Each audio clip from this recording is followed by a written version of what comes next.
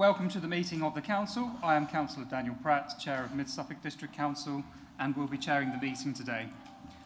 May I first of all remind you of some domestic arrangements. To turn your computer sound on silent. If the fire alarm should sound, please leave the meeting room by following the fire exit signs. Do not re-enter the building until you are told it is safe to do so. Please switch off all mobile phones or turn them to silent. I would like to remind everyone present that this meeting will be broadcast live to the internet and will be capable of repeated viewing. The whole of the meeting will be filmed, except where there are confidential or exempt items. If you make a representation to the meeting, you will be deemed by the Council to have consented to being filmed. By entering this meeting, you are also consenting to being filmed by the Council and to the possible use of those images and sound recordings for webcasting and/or training purposes. The Council, members of the public and the press may record, film, photograph or broadcast this meeting when the public and press are not lawfully excluded. Can I kindly remind members to speak clearly into the microphones and not to put their papers over the microphones. Can I move to the agenda, please? Apologies for absence. Thank you, Chair. We have received apologies from Councillor James Caston, Councillor Terry Lawrence, Councillor Ross Piper and Councillor Rachel E. Byrne. Thank you. Declarations of interest by councillors. The monitoring officer has granted dispensation for all councillors with regard to the budget papers. Are there any further declarations of interest? No? Okay. Item 3, to confirm the minutes of the meeting held on the 23rd of January 2025 for accuracy only. Are there any issues with accuracy? No? Can I have a proposal, please? Proposer? Councillor Weller? Yep. And a seconder, please? Councillor Mellon. All those in favour? That is carried. Okay. Item 4, Chair's announcements. I will refer you to paper MC 2439 for a noting. Thank you. I would like to remind members of the following all-member workshops taking place in relation to devolution and local government reorganisation. On Monday the 3rd of March, workshops are taking place at the Guildhall in Hadley. From 9:30 a.m. to 12:30 p.m, the workshop for the local government reorganisation, and from 1 p.m. to 4 p.m, there will be the workshop for devolution. On Tuesday the 4th of March, there are workshops taking place at the Mix in Stowmarket. From 1 p.m. to 4 p.m, there will be the workshop for local government reorganisation, and from 5 p.m. till 8 p.m, the workshop will be for devolution. If you cannot make the workshop in Stowmarket, please feel free to attend the workshop in Hadley. There are virtual town and parish liaison meetings taking place on Wednesday the 5th of March as well. This is going to happen between 10 a.m. and 12 p.m, and on Monday the 10th of March between 11 and 1 p.m. 11 a.m. and 1 p.m. So the government has also launched an 8-week consultation in relation to devolution on the 17th of February. In order for Mid-Suffolk District Council to establish its response to the consultation, an extraordinary council meeting will take place on Thursday the 10th of April to consider the response to the consultation for devolution. Members have received calendar invitations to all of the meetings.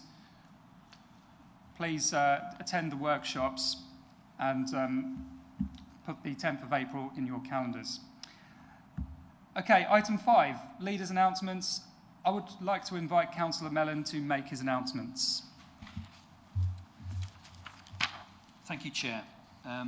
From the start of this week, we have extended the opening hours at our access point in Stowmarket, offering support for residents 5 days a week and returning this service to pre-COVID opening hours. And we'll also be opening our first joint access point at iLibrary with Mid-Suffolk Citizens Advice on Friday mornings from the 28th of March.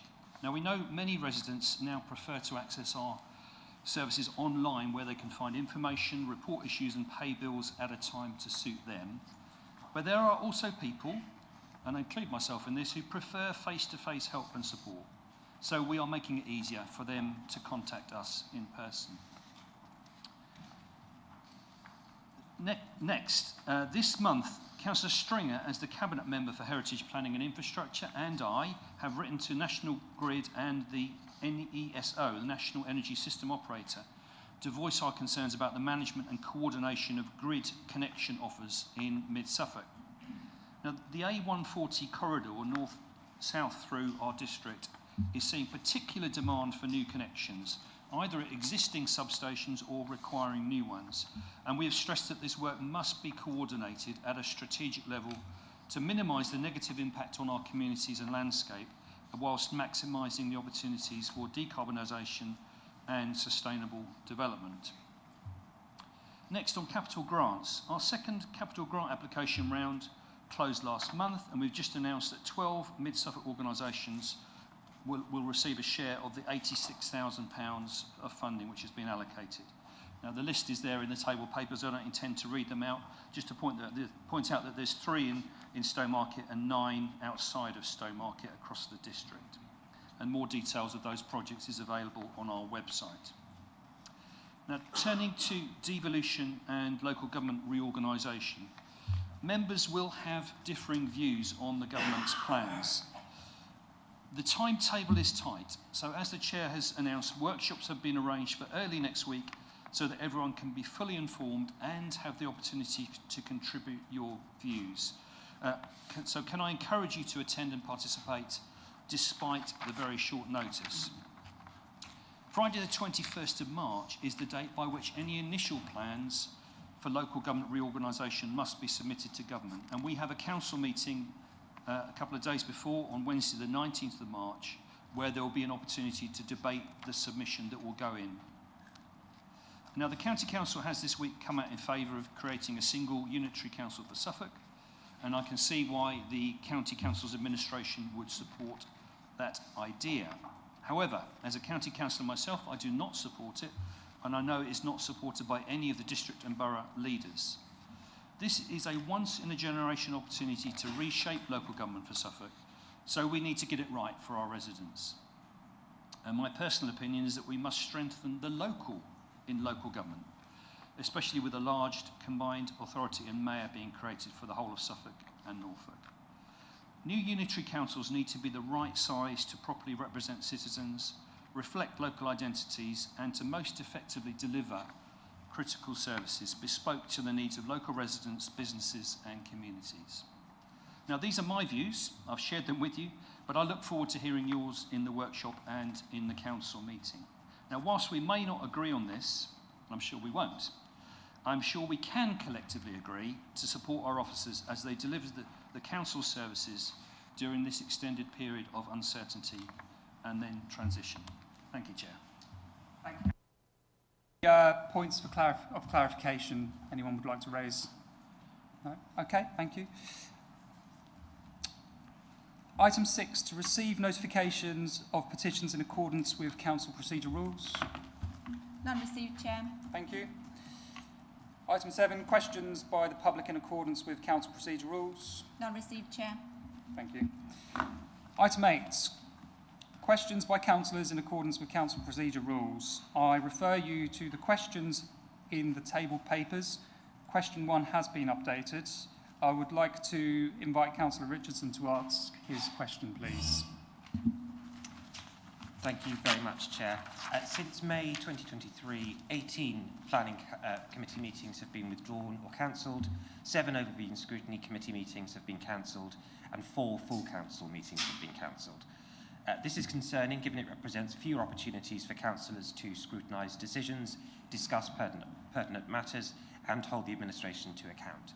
Why is this the case? Thank you. I'd like to invite Councillor Mellon to respond. Thank you, Chair. Can I thank Councillor Richardson for his question? This has been raised before, but I will aim to provide a comprehensive answer. So on planning, following the May 23 elections, with a reducing amount of planning casework, we've reduced the number of planning committees from 2 to 1. In each 4-week cycle, there are 2 meetings scheduled, a main one, which is on the morning of a Wednesday, and then a provisional evening meeting, which is scheduled in case of need. Now, the committee workload has not been excessive, and committee members have worked well under the chairpersonship of Councillor Mansell. So very often, that evening meeting, which is only in the schedule as provisional, is not required. So if as we expect, the number of larger or complex applications goes up in the future, those slots will be required. So under our scheme of delegation, members can call in any application they are concerned about or where a call-in is justified. So yes, it's correct that scheduled planning committees have been cancelled, or more accurately withdrawn, but only because there were no cases to consider. On overview and scrutiny, some members of this committee are some meetings of this committee are mid-Suffolk only, others are joint with Babergh. Now, some of the mid-Suffolk meetings have been changed to joint meetings, and this results in a meeting appearing to have been cancelled when in actual fact it has gone ahead as a joint meeting. In addition to this, the June meeting slots are typically used as an informal work planning session, so the committee will have met, but the formal meeting itself will have been cancelled. Now, if councillors do not believe that the scrutiny function is being utilised to its best capacity, then all councillors are reminded that they are able to submit a scoping document to the lead officer and the chair of the committee for inclusion on the work plan, and they're also able to use the call-in or call for action functions where appropriate, as outlined in the Constitution. And lastly, on this, the administration cannot and does not cancel scrutiny meetings, since any cancellation is agreed by the chair, and quite rightly, the chair and vice chair of that committee are opposition councillors. Turning to full council meetings, these are only cancelled when there's not enough business, and not by me. Formally, they are cancelled by the chair of the council in consultation with the chief executive. Now, whenever I've been asked about the intention to cancel a meeting, I've always requested that the opposition are also consulted. And as Councillor Richardson is now, I believe, the leader of the Conservative group, in future he should also be informed of any future intention to cancel or postpone a meeting. Thank you. Thank you, Councillor Mellon. Councillor Richardson, would you like to ask a supplementary question? Yes, please. Thank you, Chair, and thank you, Councillor Mellon, for that answer. That's very helpful, particularly around some of the overview scrutiny meetings being made joint. I suppose there's 2 aspects to this question. The first is on the planning meetings and whether the system that's currently in use can be kept under active review. I do have a recent anecdote. Well, I appreciate this is an anecdote as evidence and as an example, but of a planning application that has already surpassed the time period in which it should be determined. It hasn't been given a committee date as yet, but could have done if the evening meeting in February went ahead. They haven't even been notified of when their meeting will be held, and as a result have contacted Councillor Babergh and I to try and get that sorted. So I'd appreciate it if that system of working could be kept under review. I take the point about not having a meeting, a full council, if there isn't any business to discuss, but from recollections that was quite exceedingly rare under the previous administration. And so I suppose the open question I would ask is, why is there insufficient business for this council to meet on a regular basis? Thank you, Chair. Thank you. Councillor Mellon, would you like to respond? Yes, thank you, Chair. On the planning, I think I may be aware of that particular application that you mentioned, which I believe is in your ward. So, yeah, I understand that one has been hung up for quite some time. But it's not just because there isn't a planning committee for it to come to. There's, I think, some other issues around that. But we're happy to take that away and have a look at that. On full council, I mean, all 3 of the committees that I've just talked about are not owned by the administration. They are committees of the council, or in the case of the full council, is the council. So all councillors can contribute to the agendas of these meetings, either by motions or questions or call-ins or calls for action. So there are plenty of opportunities for scrutiny, for discussion, and for holding the administration to account. The tools are there, and although sometimes difficult for us as an administration, I think that democracy and governance is healthier, and we will make better decisions when those tools are used effectively. I did look up, though, the fact that the number of council meetings that were cancelled under the previous administration, of which he was a part. 6 meetings were cancelled during the period 2019 to 23. Thank you very much, Councillor Mellon. I would now like to invite Councillor Matheson to ask his question, please. Thank you, Chair. It's a question for Councillor Weller. Can you confirm that our recycling and waste officers have been working with other districts and the county council officers and portfolio holder as part of our shared Suffolk Waste Partnership to design the most effective and efficient scheme for expanding our waste collection service and to improve our recycling percentage to fulfil the responsibilities imposed by the previous Conservative government in 2023? Thank you. I would like to invite Councillor Weller to respond, please. Thank you, Chair, and thank you, Councillor Matheson, for your question. Since 2018, the Suffolk Waste Partnership have worked collaboratively on changes arising from the government's Resources and Waste Strategy, their subsequent legislation in the Environment Act, and the more recent policy update, which we know as simpler recycling. On the 26th of September, following last year, following work carried out across the Suffolk Waste Partnership, the Council endorsed the introduction of a new twin-stream curbside recycling collection service and changed to 3 weekly refuse collections in conjunction with weekly food waste collections, which are required by statute. On the 11th of February this year, Cabinet approved purchasing food waste collection vehicles and containers and received an update on simpler recycling. Appendix A of the report that came to that Cabinet further reassured Cabinet that twin-stream recycling collection method endorsed by Council and agreed across Suffolk, aligned with DEFRA's December 24 policy update on a 4-bin maximum default requirement.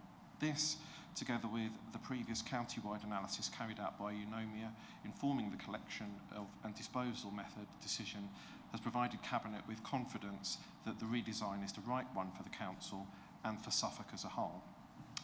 In Appendix A of that report, there was an update on progress, and our officers continue to meet at least fortnightly and work both collaboratively with partners, that's other districts and boroughs, as well as the County Council, and also within their team on a range of work streams, including, among other things, and this is where you'll query whether it really is simpler recycling, procurement of food waste collection vehicles, procurement of new bins and their rollout to households, temporary off-site storage for bins and new food waste vehicles, Serco contract variation options, varying the Suffolk Inter-Authority Waste Agreement, route planning, communications, varying the BIFA MRF contract, upgrading and licensing amendments to waste transfer stations, new AD contract, resourcing and surveying adapted collection addresses. I mean, there's a lot more. I won't go into them, but it is a long list, and there's a lot of activity taking place across districts, boroughs, and the County Council. The collection changes are expected to enable an increase in the Council's curbside recycling rate from around 40%, which is where it's plateaued for the time being, to around 65%, which is in line with government targets. This will primarily be achieved by separately collecting food waste on a weekly basis, but also by promoting recycling over residual through increasing recycling capacity at the curbside. Although the recycling and food collection changes are being prioritised, other recycling opportunities are also being explored, with a trial scheme for small electricals recycling at 6 Bring sites planned to commence this summer, and that's 6 Bring sites within Mid-Suffolk. And also, I can add to that an additional pilot that we intend to start rolling out from next month on recycling of blister packs, which we hope, if successful, this is blister packs for medicines, which we hope, if successful, we'll be able to roll out across the whole district. Thank you. Thank you, Councillor Weller. Councillor Matheson, would you like to ask a supplementary question? Yes, first to that Councillor Weller for a very, very full and detailed answer, which I should enjoy reading later. And just a short supplementary. Have the County Council been expressing any concerns about adding the food waste collections weekly and the residual waste every 3 weekly, which I understand councils of all political complexion have found is successful and have improved recycling rates, as we've heard in other parts of the country. Thank you. Councillor Weller, would you like to respond? Thank you, Chair. Thank you for your follow-up question, Councillor Matheson. I'm not aware of any concerns expressed by Suffolk County Council or any other party in respect of the weekly food and 3 weekly residual waste collection. Thank you. For point of clarification with regard to the first question, I would just like to say that one meeting has been cancelled over this term, and the reasons for cancelling meetings is published on the website and also on social media platforms as well. We'll now move to item 9, which is the General Fund Budget and Medium-Term Financial Position. Joining us this evening, we have the officers Melissa Evans, Director of Finance and Procurement, David Feveria Ward, who's the Head of Finance, Jack Burton, Finance Business Partner. I would like to invite Councillor Winch to introduce paper MC 2440 and to move the recommendations in the report. Councillor Winch.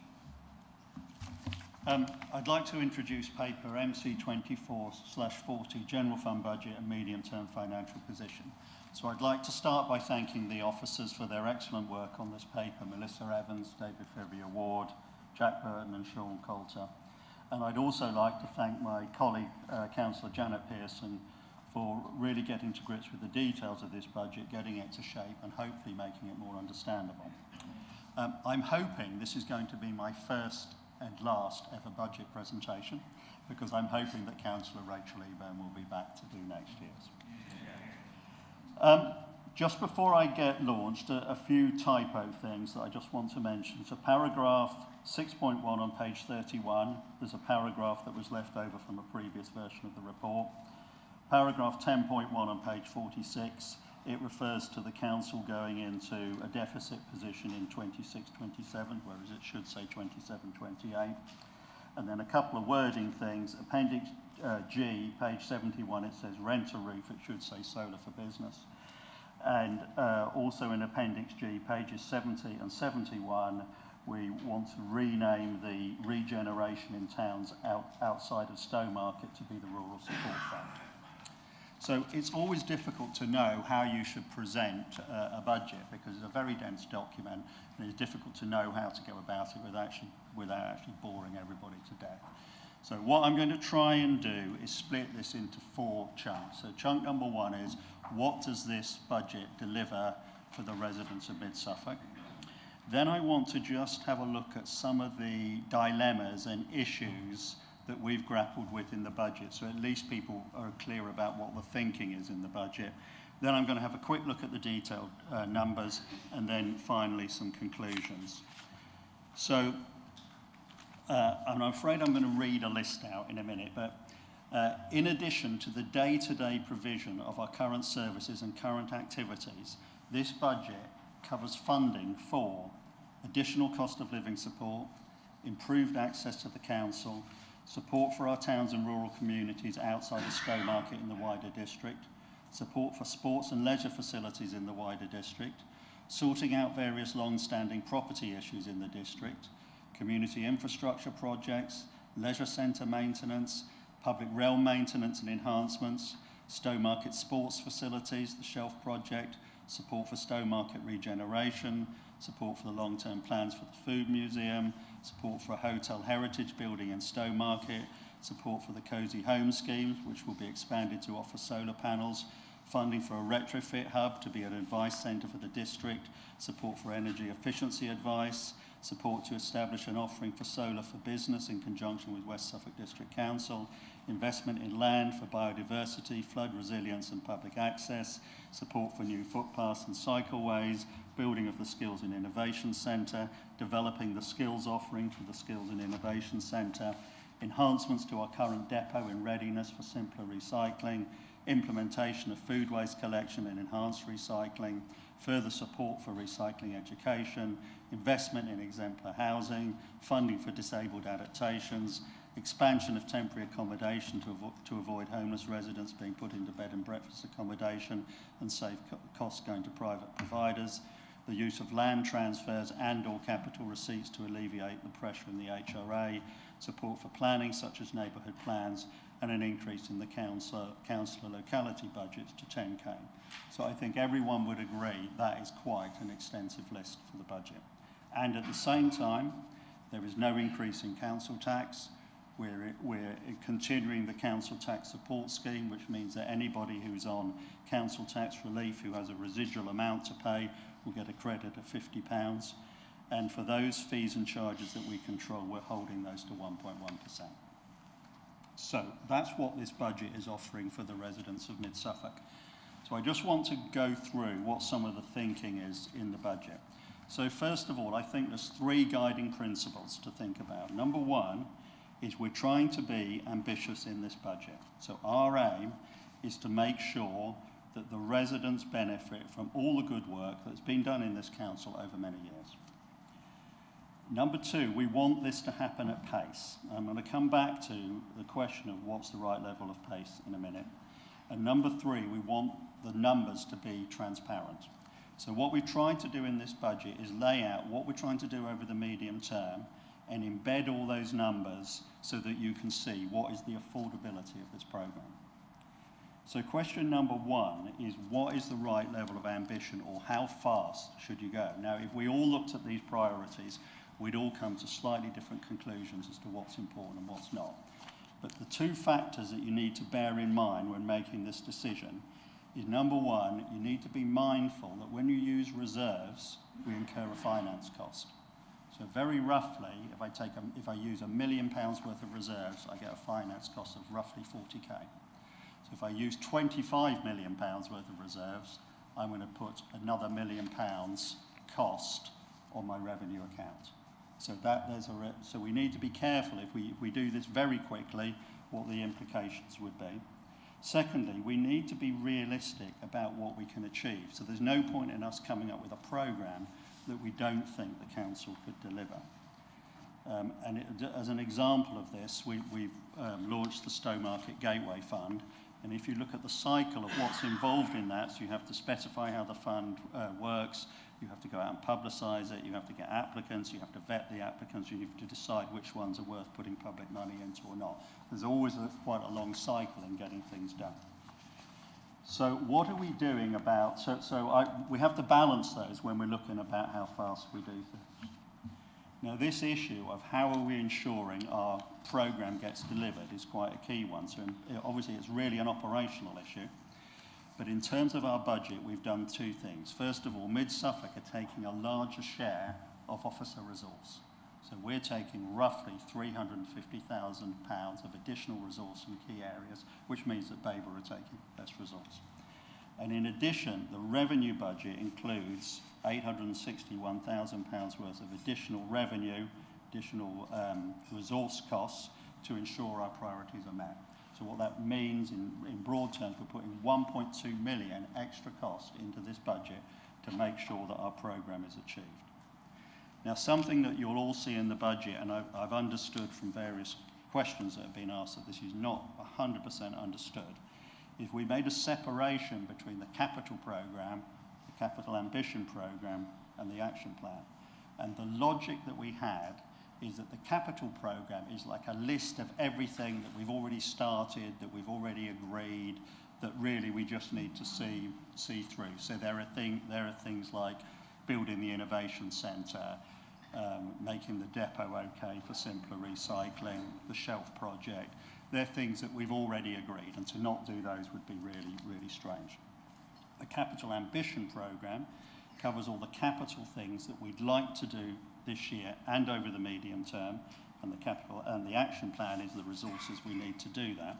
And the idea of separating them is they're much easier to flex those depending on the gateway dividend and the affordability in terms of what the numbers in the council looks like.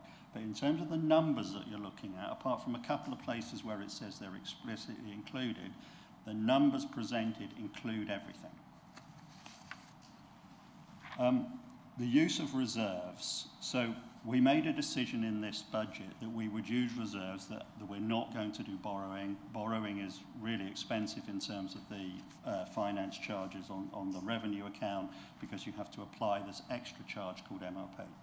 But if you look at our reserves, we split them into 3 chunks, which I think does make it a lot more understandable. So there's a finance and resilience and risk reserve, so that's like the emergency fund when things go wrong.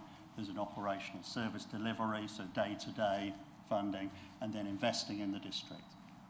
And for understanding, the investing in the district reserves get topped up as we get a dividend from Gateway 14. And what that means is, and I didn't cover this on the how fast you go question, that there is a timing issue. Depending on when you do it, you may or may not have those dividends from Gateway 14. So we have to be careful, not for next year, everything is funded, but in the medium term, we have to look at the profile.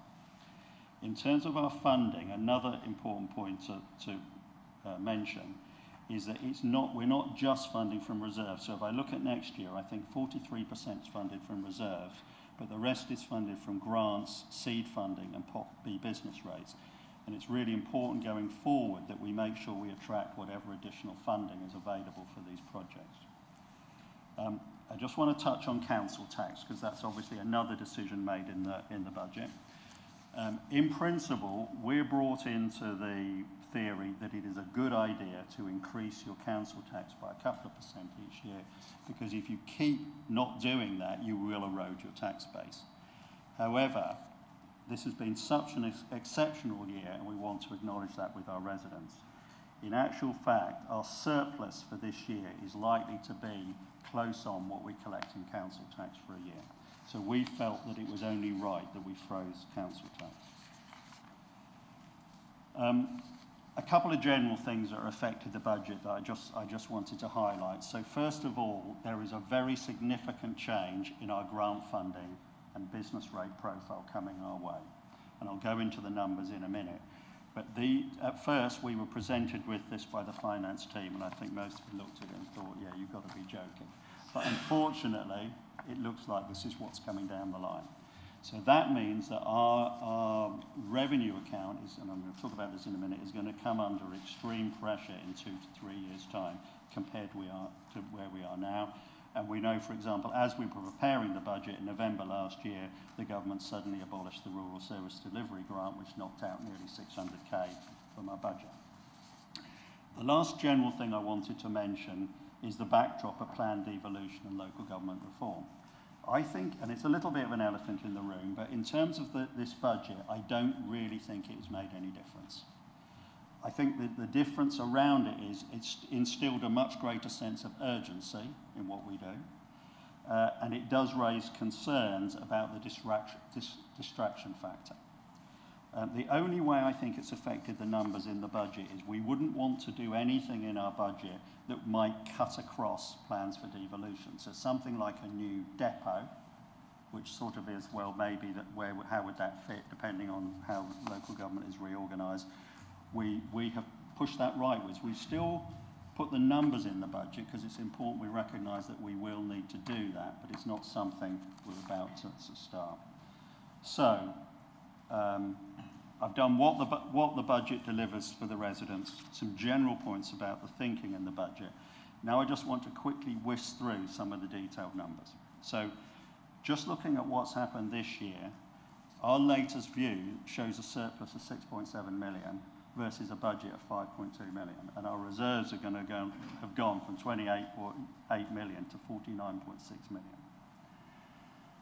That's where we're starting from. So revenue budget for next year. So I'm going to look at the revenue budget and then the capital budget, and then I'm just going to talk about what the medium-term financial position is telling us.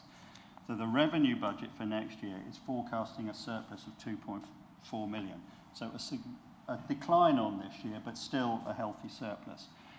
And if you're somebody who doesn't like wading through a budget paper, Appendix A is, in my view, a really, really good table because it gives you a very good breakdown of this year's revenue budget, and it shows you over the coming years how that's going to change. So, and it's also laid out for a layman in a slightly easier way because it just talks about gross income and gross expenditure.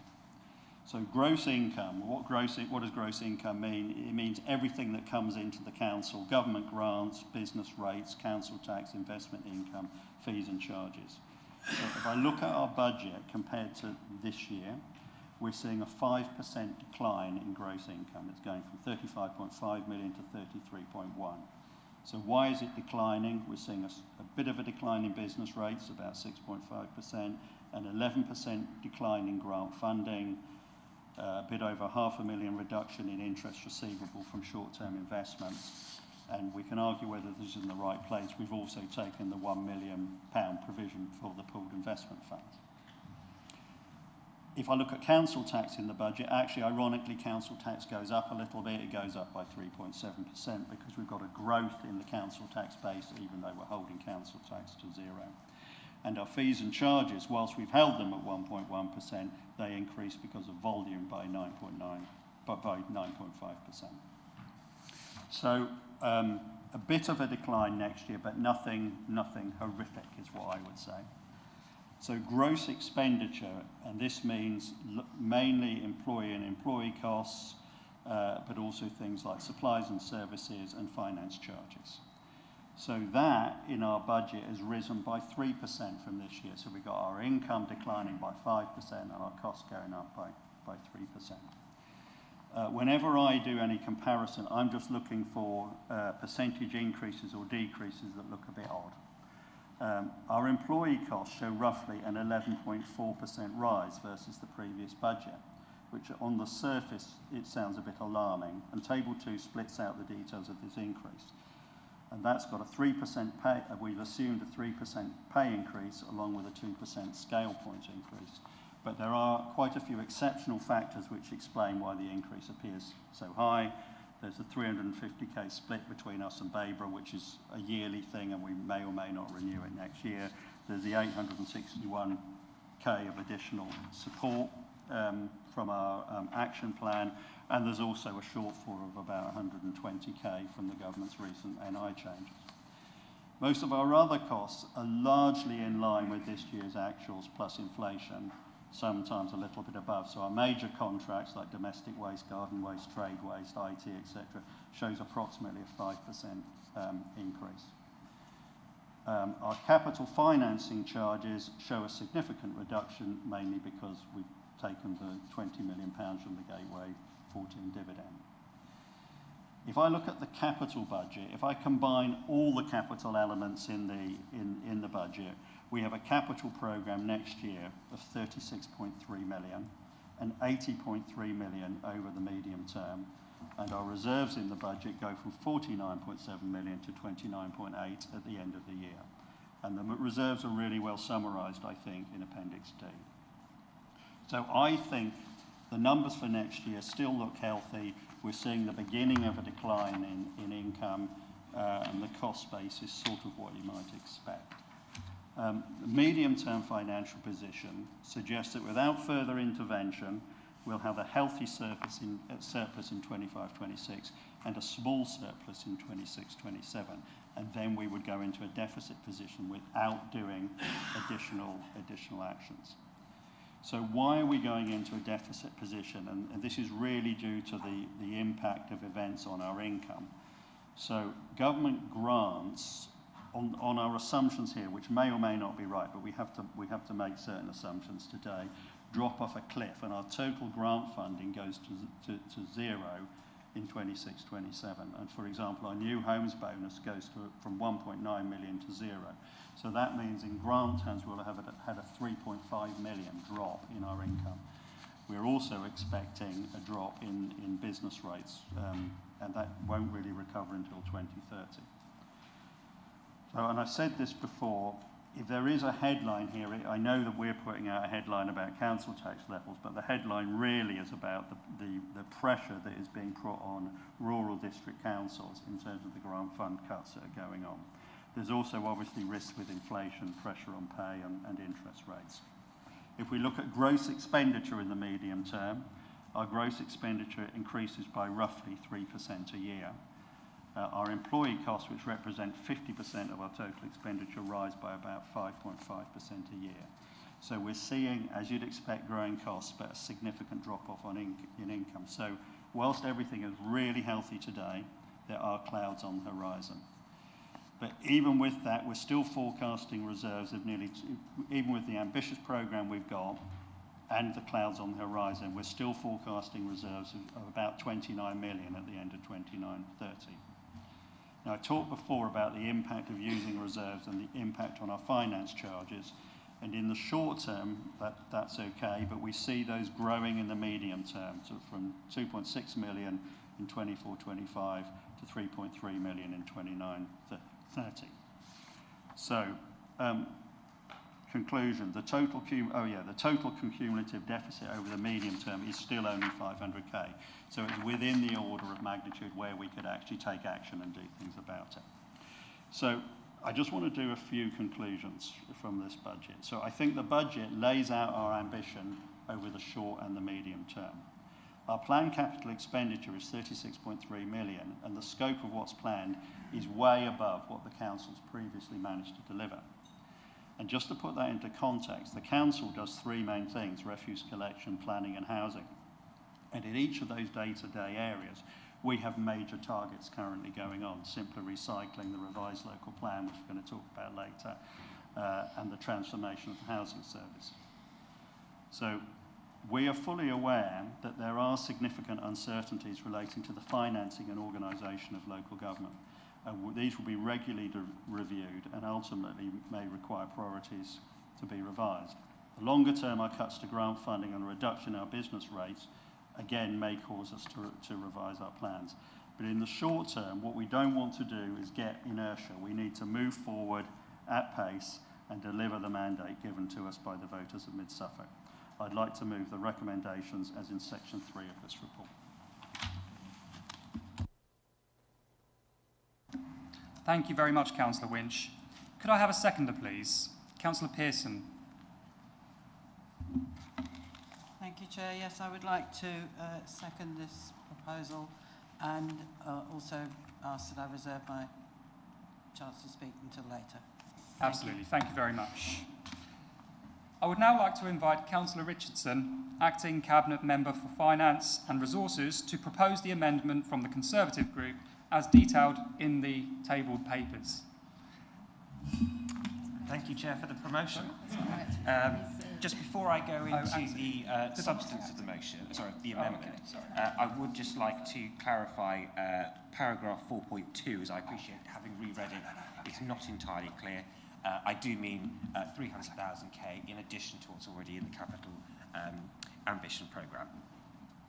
So in proposing this amendment, the Conservative Group is seeking to utilise the unique opportunity of the Gateway 14 dividend to invest in and support our rural communities and villages. We welcome the opportunity to revitalise our high streets, support local businesses and contribute to the success of the voluntary community, faith and social enterprise sector in our district. This is particularly important given that the Rural England Prosperity Fund is due to expire next month without the confirmation of a replacement. Whilst the Conservative Group absolutely supports the proposed funding for the Skills and Innovation Centre and for Shelf, both of which are funded from the dividend, we believe that our villages and rural communities must likewise benefit. The obvious question you may be thinking is, why are our existing grants and funding opportunities not sufficient? Well, put simply, they are either too small or too restrictive to meet some of the needs of our communities. I have two examples in my own ward of projects running into the hundreds of thousands of pounds.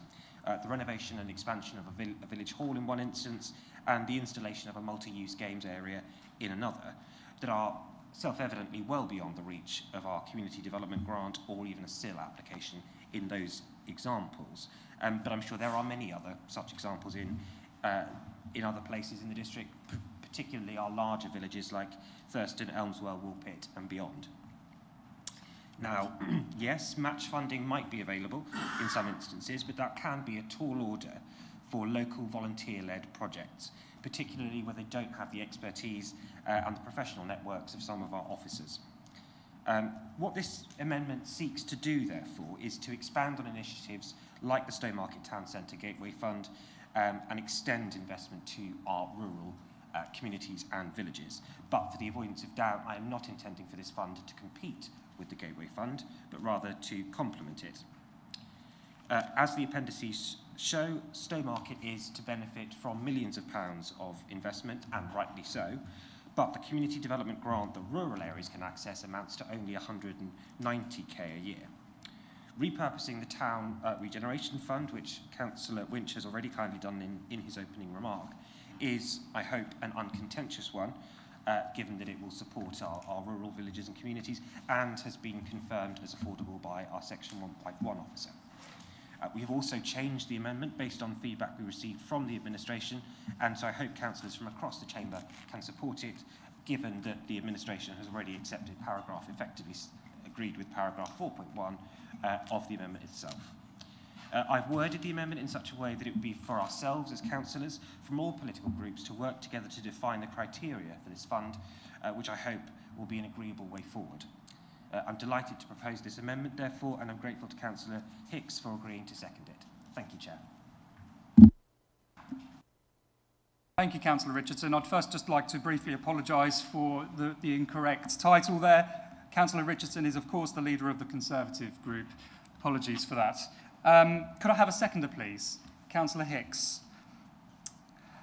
Okay, so Councillor Winch, do you accept this amendment?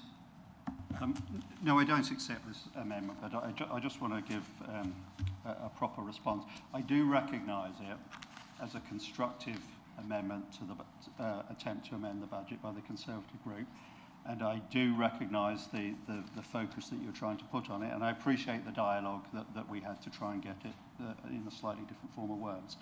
I've got a couple of things to say. First of all, I don't think it's that, you've made it that clear what funding already is in this budget.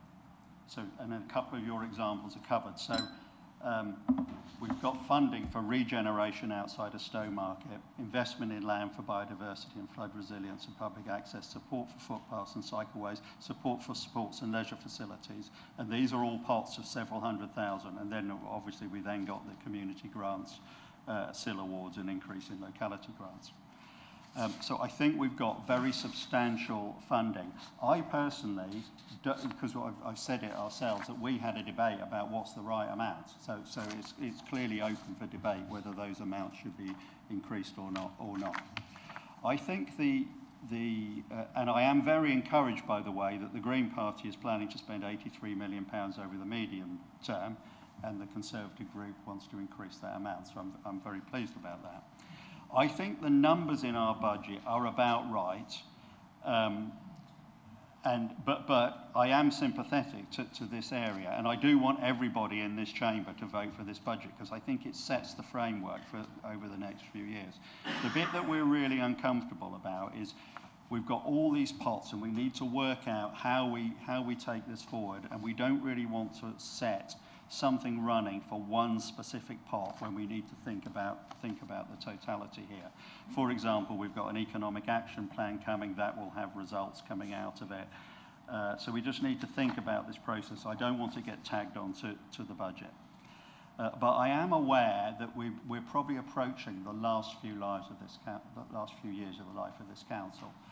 And I think it does bring up the issue of, how do we work together to achieve things for residents? One last remark I wanted to make, because I was interested in the thrust of your amendment. A significant concern that most of us have with local government reform is that without financial reform of local government, you're going to end up with funds taken from communities and used on core centralised statutory services. I think it's almost inevitable that this will happen. So, as part of the Conservatives' proposal for unitary authorities, I would look forward to a commitment with the massive savings they envisage are going to be made, that my fears are unfounded, and the residents of Mid-Suffolk can expect a much higher level of investment with a unitary authority than is envisaged in this budget.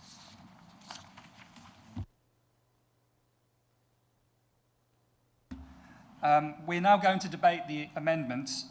Councillors will be allowed to speak once for 3 minutes, and this will be timed. Would anybody like to debate?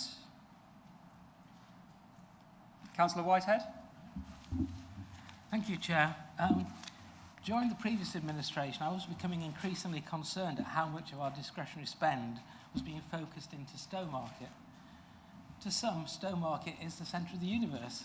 To all, it is clearly our largest market town, and its residents fully deserve this fast-growing town to be supported and improved. However, as this amendment points out, just under 3/4 of Mid-Suffolk's population live in our villages and rural communities. For many of our residents, investments that will sustain and enhance their own local services are much needed. With the abolition of our district council on the horizon, and with large reserves already in hand, together with further large Gateway 14 dividends anticipated, I will support all sensible and reasonable initiatives that would spend money on local residents across the district over the next 2 or 3 years and beyond.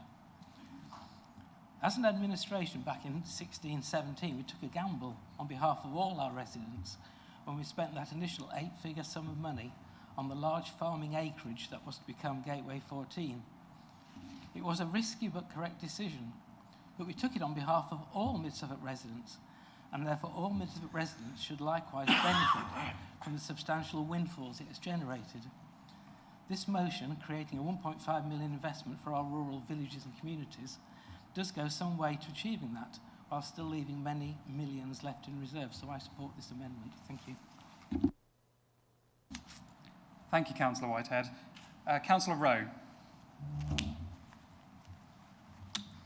Yeah, I won't be supporting the amendment because, as Councillor Winch has mentioned, there are various other pots. And I think it's interesting to point out that I've been on the Sustainable Travel Working Group, which has provided kind of bus routes and looking at funding for LCBIP, including kind of staff, which means it can work more efficiently, which is from outside, and the benefits outside Stowmarket across the district. And unfortunately, there hasn't been particularly great attendance from the Conservative member of the group. So I do have a worry of if we made a special thing just for this, whether it would actually achieve what is set out from my experience where in another group that similarly spends gives grants across the district and is a cross-party group. Pearson? Thank you, Chair. I'd like to expand a little bit on the fact that the way the spending is split between Stowmarket and elsewhere. I think Stowmarket stands out because it's the only town that's named in the list, but I actually did an analysis of the spend over the coming 2 years, the budget year and the first year after that, of the capital ambitions and the action plan costs, and it works out that 70% of the spend that's specified in here is not towards, it's for the wider area, the wider district. It's 30% roughly is Stowmarket. Thank you. Thank you. Councillor Patrick? Yeah, thanks, Chair. So all three of the now very small Conservative group represent rural constituencies, rural wards. So they clearly want some extra money for rural wards. But between you, on the last figures I saw, you've still got £13,000 left of locality funding. Councillor Richardson yourself, you've only spent, on the last figures I saw, £850. So you want more money for rural wards. And I was actually going to ask this as a question. And the question was, do you feel embarrassed? Because you've got all this money that you could spend, that you're in control of, and you've chosen not to spend it. So I would suggest that you spend, all three of you, spend more time in your wards and actually have a look at what's needed. Because I've got a couple of £100 left. I spent out last year, I'm going to spend out this year, and when we get the increased 10,000 for next year, thank you very much, Richard, for that, I'm going to spend all of that as well. So I would say, stop looking outwards and making motions and asking questions, actually look inwards and go back into your wards and spend the money. Because as Councillor Rowe said, You want more representation. You say, why are we cancelling all these meetings? Well, you've got a councillor sat next to you that has never turned up to a sustainable transport meeting. In the entire time that committee has been running, they have never turned up, not once, and they don't even send apologies. So you've got the money to spend in your rural wards. Why don't you spend it? Thank you. I think the last point may not have been directly relevant to the amendment in question, but thank you, Councillor Patchett. Councillor Davis.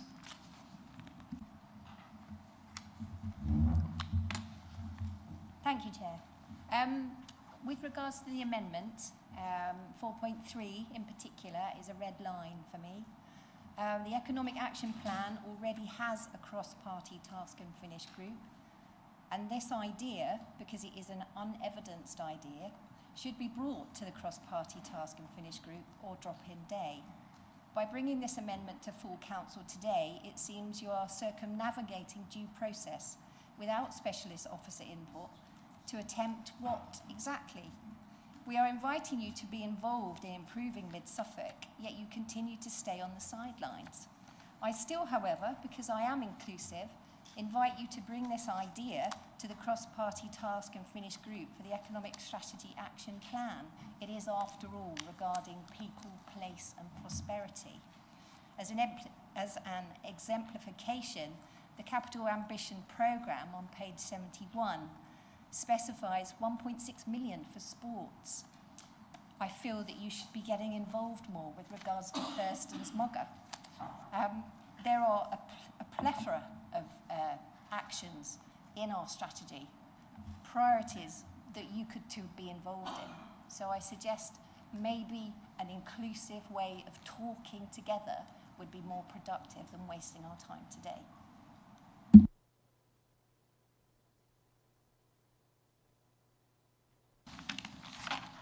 Okay. Councillor Richardson, would you like to add anything? I'd like to speak. Please. Yes. Do you know, I've never heard that bringing an amendment to a budget debate is wasting people's time. That's really a whole new approach to the way we operate as councillors. We should be able to come in here and discuss anything. It isn't about wasting people's time. And I really ask you retract that statement. Mid-Suffolk District Council has 110,000 people roughly in it. I think Stowmarket is about 21,000, 22,000. You'll know better than me. I think the £1.5 million fund is a really good idea.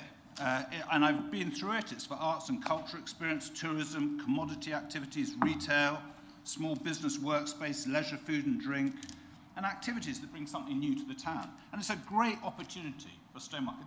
This amendment wasn't trying to be difficult or controversial.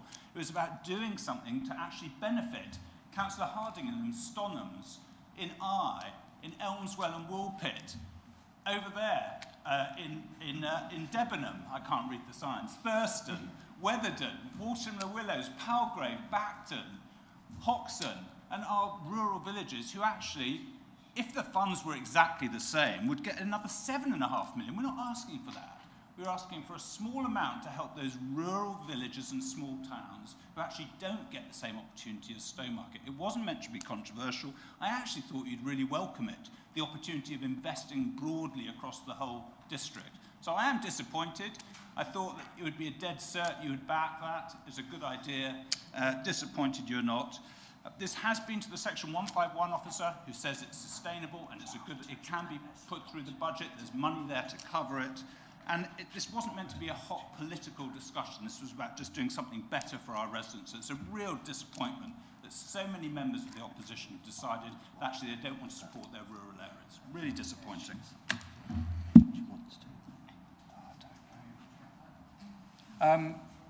Okay, so Councillor Davis, I'll allow Councillor Davis to speak first. Would you like to retract or to respond to Councillor Hicks? Yes, thank you for the opportunity to do so. I will not retract it quite simply because we have already invited you to take part in doing more investment in Mid-Suffolk. That's it. We're not ignoring you. We're asking you and inviting you in. And I know you may not be used to that, and I think it's me that that's talking at the moment, as per the chair. With regards to, sorry, I've been interrupted, so I've lost my train of thought. Councillor Davis, can I just now, because this is not a debate between the two of you, could I ask or request you both take this outside the meeting or some other time? But thank you very much for responding. Next, I think Councillor Baker actually had her hand up. Sorry, I didn't give you the opportunity earlier. Would you like to speak? Thank you, Chair. I was just going to respond to Councillor Hicks' comments. I feel that it's been missed, actually. So there's been lots of people commenting on what was put forward from Councillor Richardson. And I feel that some of the points and some of the content has actually been missed and overlooked. So if it needs to go outside of the meeting and has a conversation, but actually there's real content in what Councillor Pearson had said, Councillor Winch and Councillor Rowe. And I think, you know, you really need to listen, dig into that detail, because it's just been overlooked, if that's okay. Thank you, Councillor Baker. Councillor Stringer? Yeah, thank you, Chair. I wasn't going to speak on this, but I think I must. There's been some inference from this motion that the budget that we're looking at and this amendment is trying to point out that we're only investing in Stowmarket somehow, we're not investing elsewhere, and how we're not championing the community champions, which are these councillors in this room, when quite the opposite is the case. Councillor Hicks mentions the parish of Babergh. Ward member for Babergh spotted the opportunity to buy some woodland for the benefit of that community, even though it was right up against the border of Diss. So it came to the council and the administration with that idea. Guess what? We went and bought it for that community. So if you've got the ideas and you've got the aspiration, just let us know. We don't need to invent another talking shop to get the money out there. It's hard work for our communities. The talking shop is here now. Let's make the decision and crack on. The money's there. Let's have the ideas. Let's get them built. We don't need another talking shop to make it happen. Thank you, Councillor Stringer. Councillor Warboys. Thank you. Thank you, Chair. Am I on? Yes. Thank you. It was interesting. Councillor Hicks has described a world which I'm not really unfamiliar with. I'm from Gislingham Ward.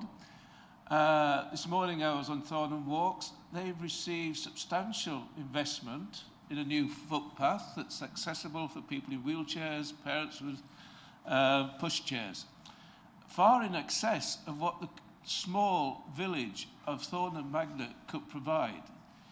Yes, I agree with Councillor Richardson. It is complicated, it is difficult to pull that funding together, but it is possible. And it wouldn't work without the support of our officers from the community services. I do think, you know, looking through the budget, which has been discussed at length, there is perhaps a little confusion. Perhaps would be better worded as rural villages or rural areas rather than areas outside Stowmarket. But I have the advantage, perhaps, of having seen a map which shows the distribution of projects which are funded throughout Mid-Suffolk. Yes, there is a cluster of projects in Stowmarket. Stowmarket is used not just by the inhabitants of Stowmarket, a quarter of the population who actually live there, but it's also used by people from throughout Mid-Suffolk. So they're attracted by the facilities there. It is an investment not just for Stowmarket, but for the whole of Mid-Suffolk. I do think, I'm not really supporting this motion because I do think it would add an unnecessary level. It would duplicate the discussion. It would add another committee. There is already I forget what it's called, a task and deliver committee for the whole of the general fund.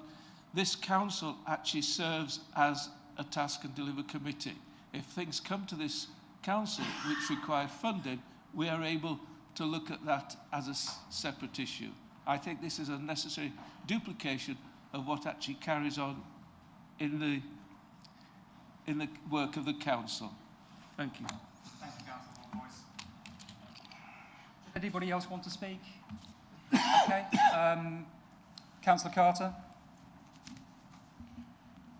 Thank you. It does appear there's some confusion based on the wording of the budget. As, yes, Stowmarket is named as a named town, and it's been covered that approximately about 30% of the budget goes into this, but it's actually focusing on the entirety of Mid-Suffolk. The budget is, like we state, it's got the height of the footpaths, the leisure is named in this budget. It's got to focus on outside and for the entire community. And we've got areas, members here actually representing for wards that are outside of Stowmarket. And it's been demonstrated here that they can effectively work together with officers and actually get what's needed. They put the funds in and make sure this budget is actually representing their communities, getting into their communities. So possibly, there might be more work needed to actually communication or maybe reading the budgets and reading what's on paper, so there's not more confusion, and possibly maybe outside of us taking some actually working with officers to make sure that your communities are represented if you don't feel that you're able to do it currently. But as has been demonstrated here, it is being done, it is being delivered.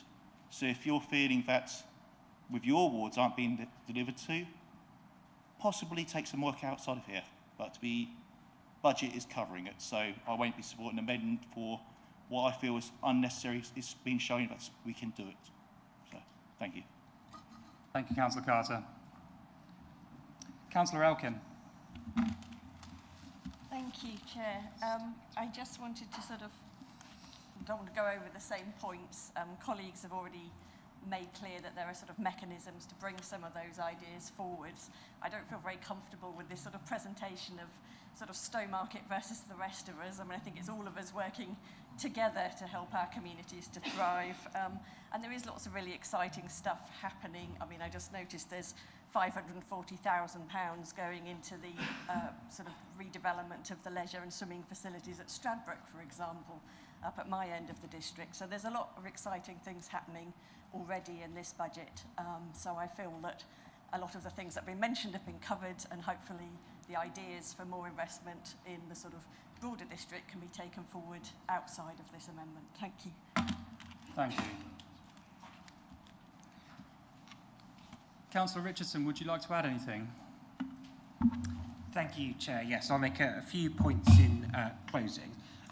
Before I do that, I will just address Councillor Patchett's point, because I think the figures he's looking at are slightly out of date, and this is about my locality funding, and don't account for Part A of the form that I have sent to community groups where I'm waiting for them to complete the form back. I think I've only got about £500 unallocated, albeit not all of it has been spent, but we're not yet at the end of the financial year.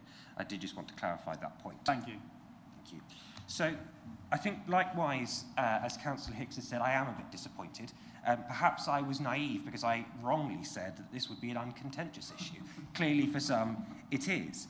But if I summarise, it feels as though where people are slightly uncomfortable is around paragraph 4.3 about this group and about the number of pots that are available and the extent to which some of the pots, the other pots, might be doing what this amendment is trying to do. I would politely disagree with that. I mean, I gave the example when I gave my introduction of the village hall that was seeking to undergo refurbishment and expansion. I was the ward member at the time. I put them in touch with Mid-Suffolk District Council's communities team. They turned around and said, sorry, you wouldn't be eligible for anything substantive. This project cost about £500,000, just for the avoidance of doubt. Still supported them for up to 100,000, absolutely, but the existing capitals grant that we've got is 10k. That's going to do nothing for that project and wouldn't have done. In fact, we didn't. So what that village had to do was take out a £400,000 PWLB loan, which means their debt to income ratio is far in excess of what ours is with SIFCO. So I don't accept that what we've got is satisfactory at the moment. Second point that was raised was around, I mean, Councillor Winch, I think, mentioned it in responding to the amendment. You're spending 80 million over 5 years. 1.5 million extra on top of that is not going to make a huge amount of difference. The finance costs for it are relatively small. I just don't understand why it would be such a disaster to top up this fund. So, and related to that is this point around paragraph 4.3 about the cross-party working group and the number of pots. I don't buy that as a convincing argument. The reason I put in here cross-party task and finish group to Councillor Davies' question, that does absolutely not replicate the work on the economy action plan. I put it in there because that's what the Greens asked for in 2022 when we accepted their budget amendment on rural transport. So all I was asking of the administration was the same courtesy that we extended to them in the previous term of office. So I think it's just really disappointing that we can't work together in that way. And finally, just turning to the question of the number of pots, I don't understand why this is such a red line, quite frankly. I've put in paragraph 4.3 that the number may well reduce as the review goes on, and that this can contribute to that. That is why I had the conversation with the Director of Sustainable Communities and Economy, who confirmed it was operationally viable because it could be contained within that review. I think these are obstacles that have been put up for ideological reasons, not because there's anything that's fundamentally objectionable in this amendment. So I have to say I am disappointed, but I hope some of my colleagues in the Chamber will be supporting it. Thank you, Chair.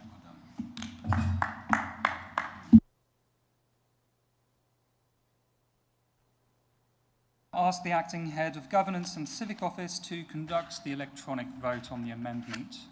Thank you. Thank you, Chair. Members, that vote is now in progress.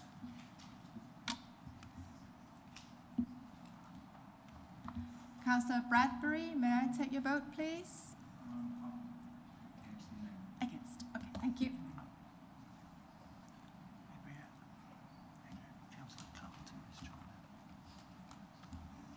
Sorry, Councillor Carter, may I take your vote? Against, thank you.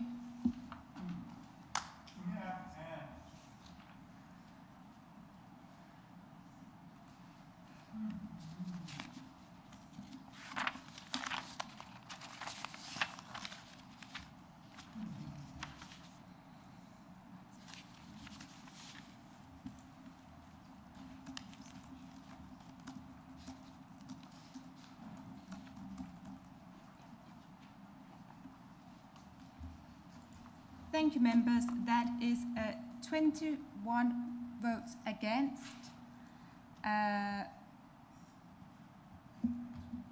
8 votes for, and 1 abstention. So, Thank you. The amendment is lost. We're returning to the original motion, the recommendations, and we will now move to questions. Councillors may ask as many questions as they wish. However, they must be relevant to the subject under discussion and must be a question. Would anybody like to start?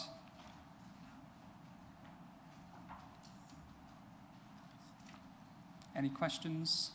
Okay, no? Please, Councillor Whitehead. Thank you. Thank you, Chair. This district council now has only a limited short future. Forecasted reserves and future Gateway 14 dividends suggest that potentially a great deal of money could be passed on to one or more future unitary councils. What has been spent locally for the benefit of Mid-Suffolk residents may possibly therefore be spent instead anywhere from Haverhill to Lowestoft. But clearly there's been little time in this budget process to bring any considerations to this. So my question to Councillor Winch, and on behalf of his wider cabinet, is he and they will be prepared to work on a genuine cross-party basis in the coming months for the common good of our residents to explore how we might ensure that some large part of these tens of millions of Mid-Suffolk reserves, future Gateway 14 dividends and budget surpluses that we've accumulated on behalf of our Mid-Suffolk residents can be focused on these local residents and spent for their benefit. Thank you. Thank you. Councillor Winch? Yeah, so I'm very conscious we soured the atmosphere in the chamber somewhat, given that you're now asking can we cooperate question. Where I think we are in this, 2 answers. So I think we've laid out like a base plan going forward. I personally, we're very clear that we're probably in the last couple of years of the life of this council, and I think we all need to be open-minded about where we're going and what we could achieve. No one person has a monopoly on good ideas, and I don't know what the format of that is. I personally think that this administration would be open to us thinking what other ideas are there available for the funds that we've got, given affordability. So I don't know where we go on this, but I'm not unamenable to that suggestion. But I am aware that it's sort of like, doesn't quite fit with the previous discussion. But I think for good reason. I think in principle that's fine. What we don't want to do, I don't want to go, no, I won't go back to the previous one, but I don't think we want to shoot off on a particular solution at this meeting.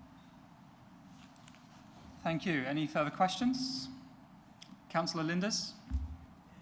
Yes, I simply wonder how does it come that the business rate incomes are going down? Councillor Winch.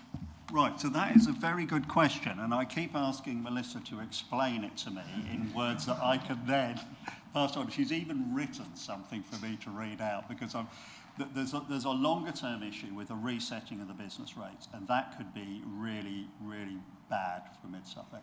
But there's also some recent changes that have come in, and rather than me stumble, Melissa, because we talked about this just before the meeting, can you give us the 2-minute summary on business rates? Because it's not straightforward. Thank you, Chair. So yeah, as Councillor Winch said, there is a lot of different elements to the business rates income. What we've built into the budget next year is mainly no growth around the pooling benefit, so we're part of the Suffolk pool for business rates. The reason we haven't built in any income for that is because we assume there is going to be a reset in the baseline business rates. So we think across Suffolk that's going to have a significant impact. We have kept our business rates fairly stable and small increases over the future years, as we have done with the Section 31 grants that we get back from government for all of the reliefs that we give in business rates as well. But I think it probably will be worse than what we're painting in there going forward. But those are kind of the key elements. Just the other one to mention is the collection fund as well. So you'll see for 25-26 we're forecasting quite a significant surplus in the collection fund. We don't know what that's going to look like going forward because it depends on collection rates, it depends on appeals in the business rates world, and with so many changes it's really hard to forecast. So I think those numbers you see I would take with a pinch of salt from 26-27 onwards, because they are likely to change significantly. Thank you. Thank you very much. Are there any further questions? Councillor Scarf. Thank you, Chair. As we've all seen, the new homes bonus is finally finishing. We've been talking about this for years, but probably 4 or 5 years ago it was finishing, but now it has finally finished, and that's a dramatic effect on our budget going forward. Not asking Councillor Winch whether he's got a crystal ball, but I will ask a question. Is it not a reasonable assumption that central government will offer some kind of bonus scheme in order to deliver the number of houses that they want this district and our sister district to actually deliver, which is a sizable increase, 37%, I think, over the forthcoming years? Is it not unreasonable to expect that, I know we can't use it in the budget because it's not a figure, but is it not unreasonable that they will actually introduce some kind of incentive to local authorities to actually deliver those homes in the future? And therefore, is the medium-term financial outlook, look as it is at the moment, a bit bleaker than it may well be? Councillor Scott. A couple of answers. It probably is a little bit of a worst-case scenario, and I think that's important that we do that, because we're just trying to signal what the risks might be that are coming up. In answer to your specific question, all logic suggests that there would be some kind of additional grant funding. I wouldn't be surprised if there wasn't, because rural district councils are on the way out for good or bad. That's just something the government's decided. So I'd be very surprised if that's changed, and if that changes, but I don't know if you want to comment, Melissa. Thank you, Chair. Yeah, as part of the fair funding review and looking at how government will redistribute the formula funding, so how we get our grants going forward, one of the questions was what do we think about new homes bonus, and do we think something should replace it? So obviously they are thinking about that and looking for views across the country as to what councils would like, and many councils across the country, Babergh being one of them, do rely on new homes bonus to balance their budget. going forward. So we'll wait and see what happens. Thank you very much.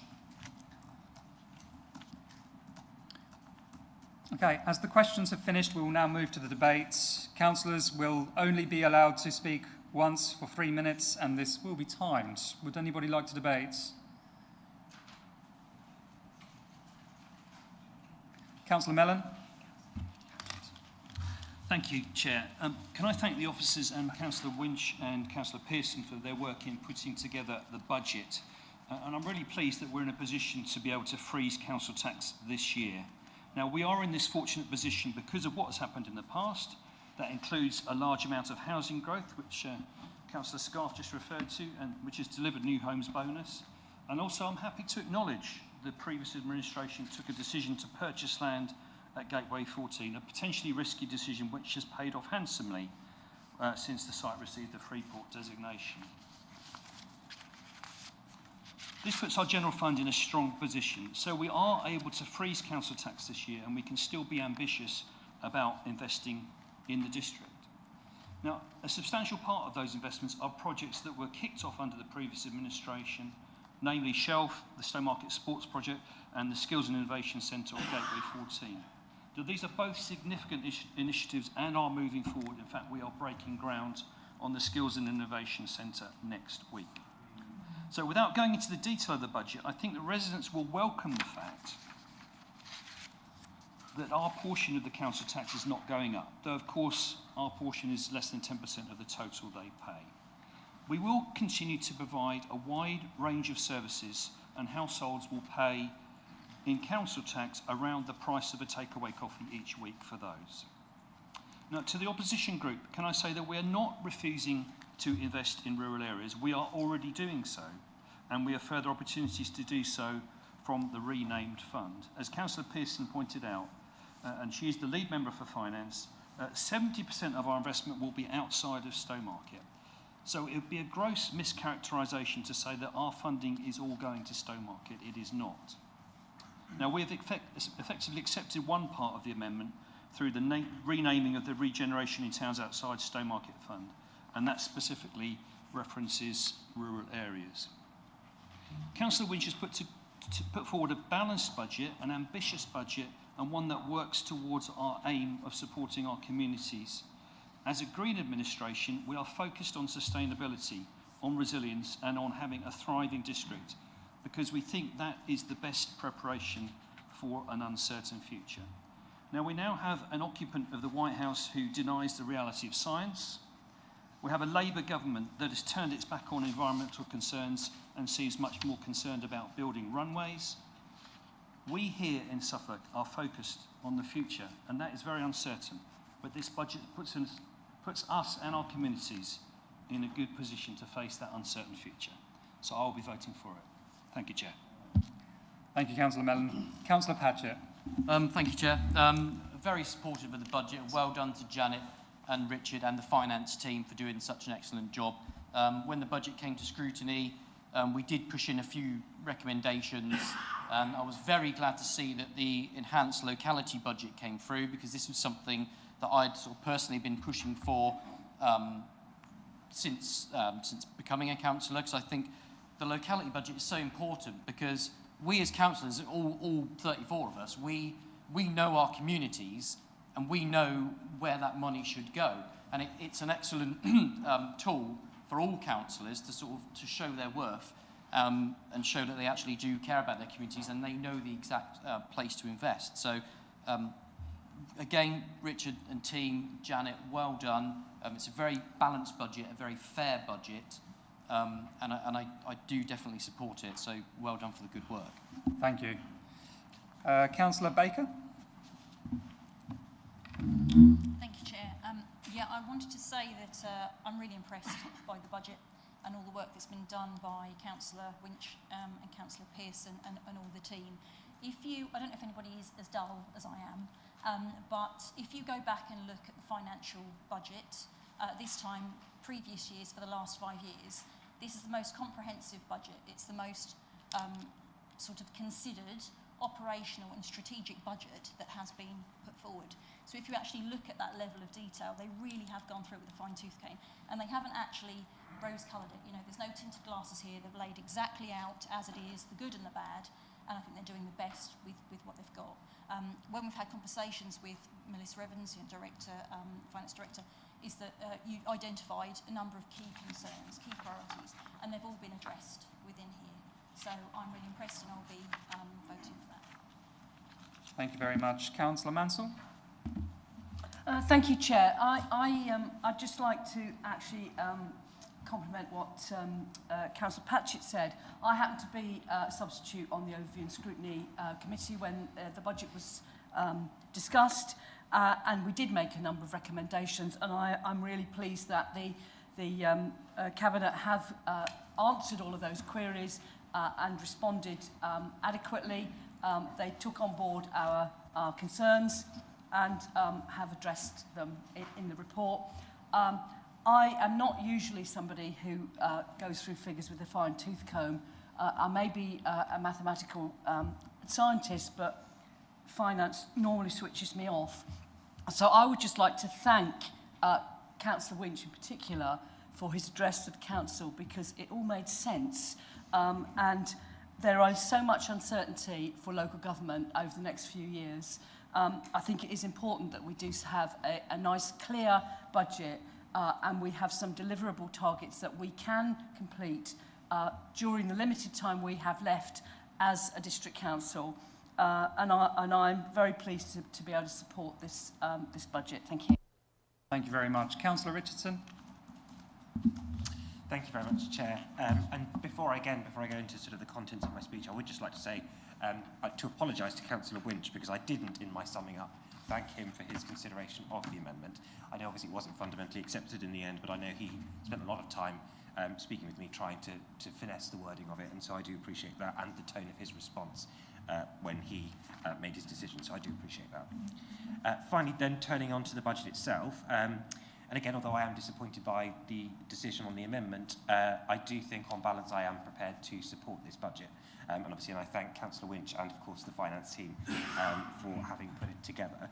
As I think Councillor Winch and others have said in their remarks, I think Mid-Suffolk clearly remains in quite a strong financial position, albeit with one that's increasingly uncertain with the withdrawal of the Rural Services Delivery Grant and gloomy economic prospects for the year.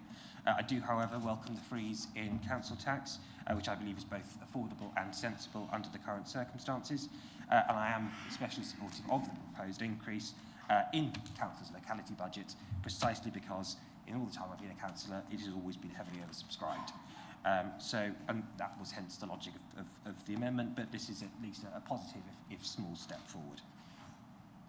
It is, of course, concerning that we are projected to reach a deficit position on the General Fund from 2027-28 onwards, and it hasn't escaped my notice that that a deficit position would have been forecast for 26-27 were it not for the continued income received from SIFCO. Because, like with Gateway 14, that was an enormous risk that the previous administration took, but it is now paying off because it's helping us keep our council tax low. Because fundamentally, as I think a few have alluded to, this is seemingly quite a sensible, straightforward and well thought out budget. It feels, and I'm be careful what I say here, it feels quite conservative, not with a capital C, small c conservative. In other words, it's keeping council tax low, it's got a decent control over revenue spend, but it is still investing in some of those big high-profile projects like Shelf, like the Skills and Innovation Centre, which, and I thank Councillor Mellon for his recognition of the work of the previous administration on that. Of course, I thought it could have been stronger in some areas, hence the amendment, but I will nonetheless support this budget. Thank you, Chair. Councillor Richardson. Councillor Hicks. Thank you. Yeah, I likewise say thank you for all the work you've done on this. I haven't been through every page, but I've had a good shot at it. Obviously, any medium-term financial plan is always scary. It is for all councils, But I think it's about, you've got to think about what could happen, but also think about the now. And this budget, I am disappointed, obviously, that we didn't get the amendment in there. I must just say I want to thank Councillor Patrick for doing a U-turn so quickly, saying that we didn't know what we were doing in our areas. Now he says we all know what our communities are doing. I'll take the latter one, that's true, and I appreciate the U-turn so quickly. But you know, this is prudent. It's the way forward. It's been well thought through, so very happy to support it. Thank you very much. Councillor Rowe?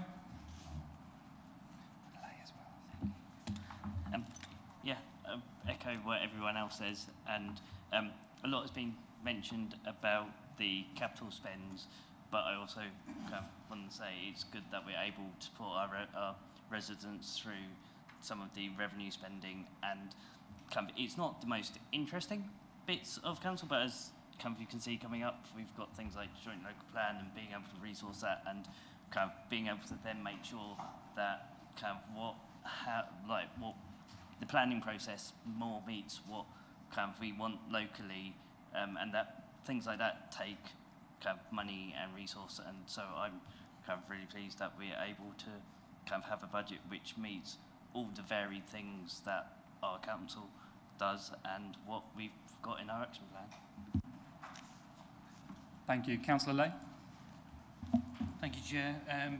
I've full support for this. I'd just like to go on record to thank Councillor Winch and Councillor Pearson and the officers for all of the work they've done.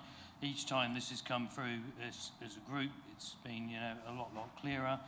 I think it would be amiss also not to thank Councillor Eburn for her work to get us here in the first place. As Councillor Mansell said, and I would support that, I'm also not somebody who usually finds this an easy read, usually take these things in bite-sized chunks, but this has been an easy read. I feel we can pick a page, and I do feel that I do understand it, almost at the stage where I might be able to explain to somebody what the minimum revenue payment is all about, but please don't test me.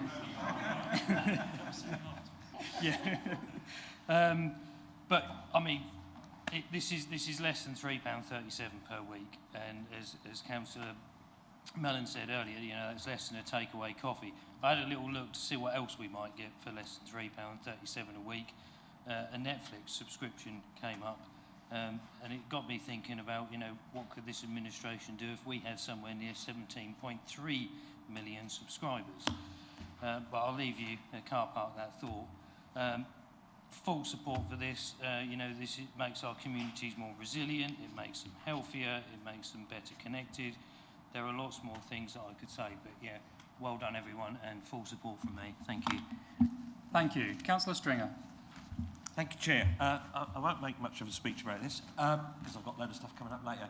I just wanted to go over some of the budgets in the past. It's always been a sort of noticeable at district council budget setting meetings where we go over quite often significant underspends from previous years. That's almost been a given. You could have almost put money on it. And so it's quite remarkable this budget has so much ambition about spending, given its past trajectory. So, but I think that's actually quite remarkable and what makes this budget, really aspirational. I think also there's an awful lot, someone's mentioning this morning on the radio about how much gloom there is in politics. How much gloom. We should actually be really cheerful tonight. I'm sorry we didn't manage to accommodate the amendment, but frankly, if we can't get those projects that you're alluded to, that you're having frustration with, delivered, let's get them delivered, irrespective of all the machinations of the council and the politics. Let's get these things done for our communities. Because actually, this budget, we should be having a spring in our step as we leave it tonight, because there's a massive, ambitious plan here to deliver loads of projects for our communities. That's the important thing. How we got here is an interesting journey, but we're now here. We're setting a really ambitious budget that will allow communities to thrive, and that's what we should be here doing. So I'm really going to, I wish I could vote for it twice, but equally, hold us to account next year to say delivery. How much have you delivered? And we want to hear those ideas about how we put this budget into practice. So I'll be voting for this with a spring in my finger. Thank you, Chair.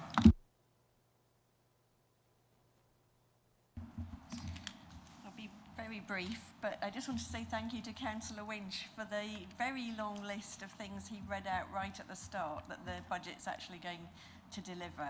It was kind of, numbers aren't fun to plough through, but it was just really great to have it put in context of what this money is actually going to turn into. And the Mid-Suffolk plan that we all voted for says we were going to put environmental sustainability and social justice at the heart of everything we do, and I think that budget does that, and I will be very happy to vote for it. Thank you. Councillor Warboys.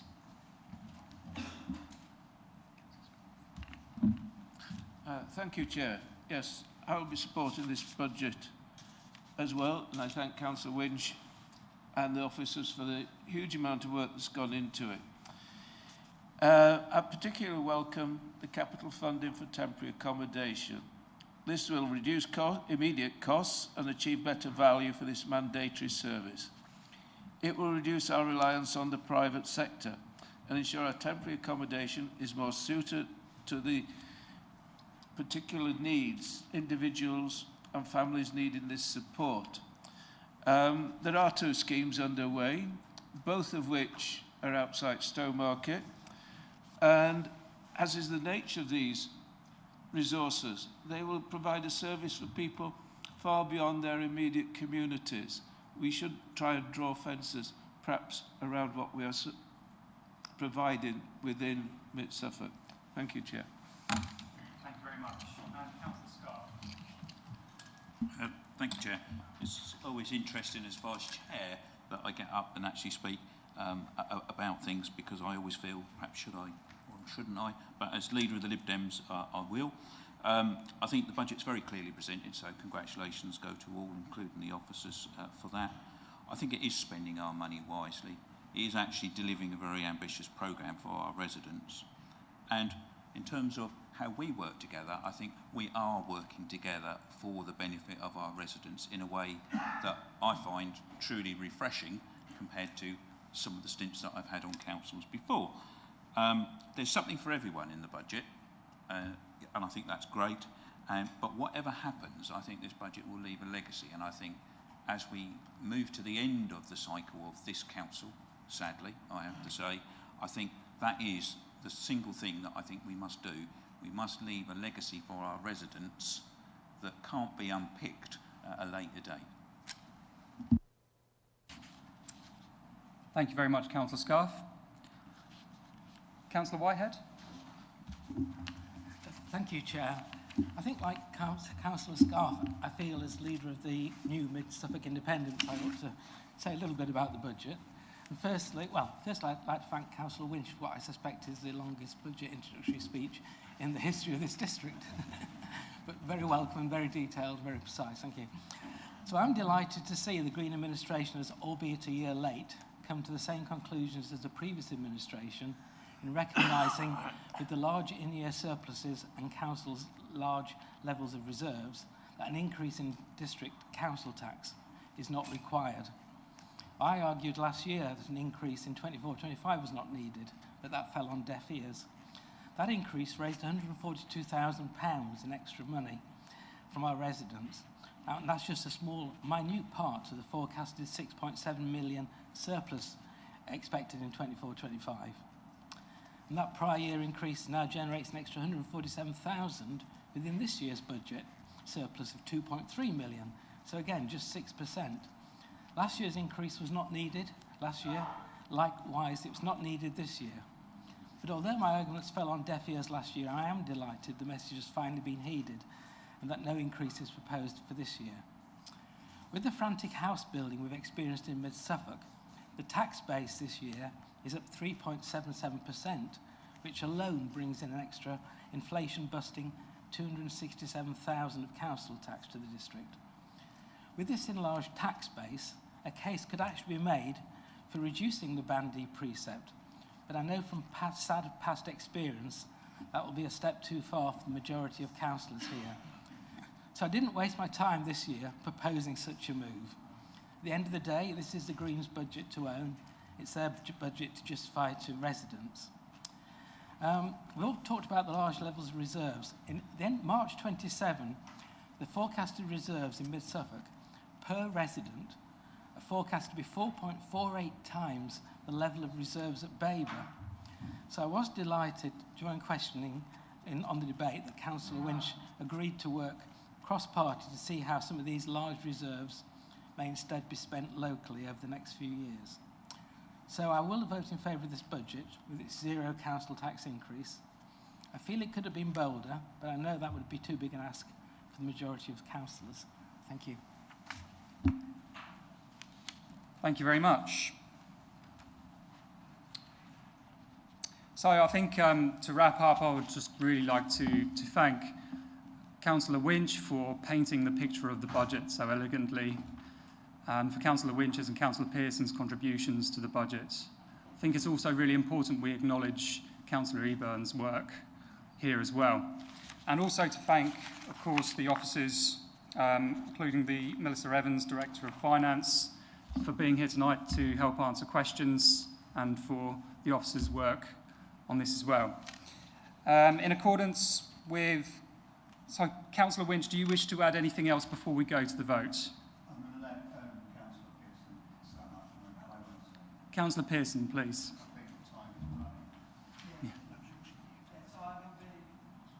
Short. I started my notes by saying that no budget is easy to prepare, but this one has been particularly difficult, and I would really like to thank the finance team for they've had to go through quite a few iterations in order to get to this point. And the other thing is that it's a budget that's been balancing two opposing factors: the total uncertainty over funding for the future, with the reserves and the healthy position that the council is in. One of the other notes I've got here is that we do acknowledge that a large part of that is due to the Gateway 14 project set up by a previous administration. But it's been balancing those two factors, getting to a point where we could make the investment in the district we wanted to do, and at the same time dealing with the lack of income.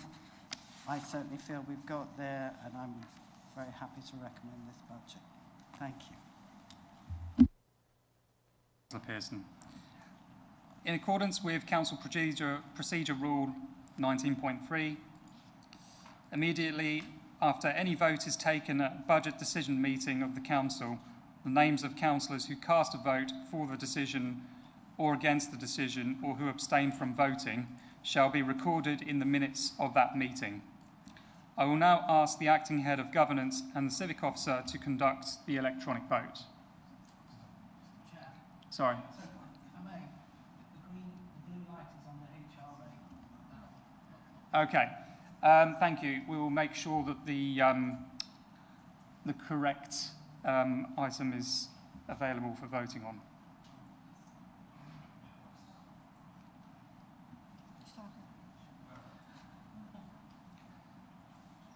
Okay, so we should now be able to see on our screens the option to agree recommendations 3.1 to 3.7 as detailed in report MC 2440.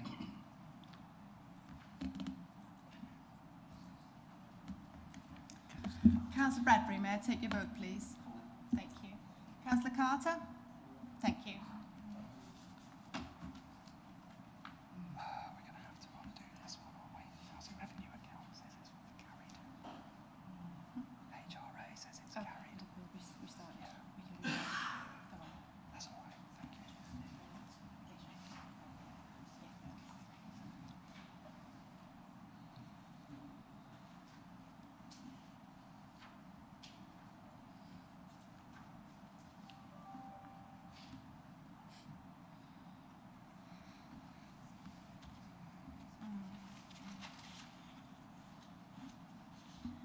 Councillor Merritt, may I take your vote?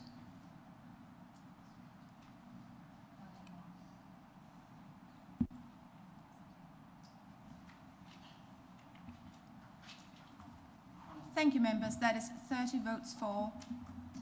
Thank you. That is carried.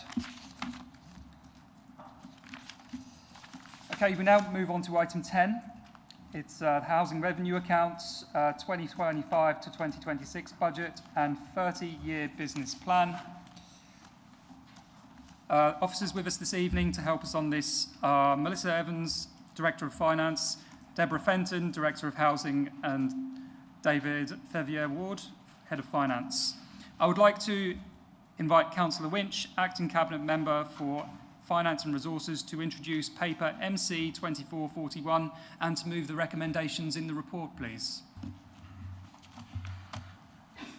Okay, I'd like to start by thanking officers Melissa Evans, David Fevier-Ward, Jenny Smithers and Deborah Fenton for all their work in preparing this budget and the 30-year business plan.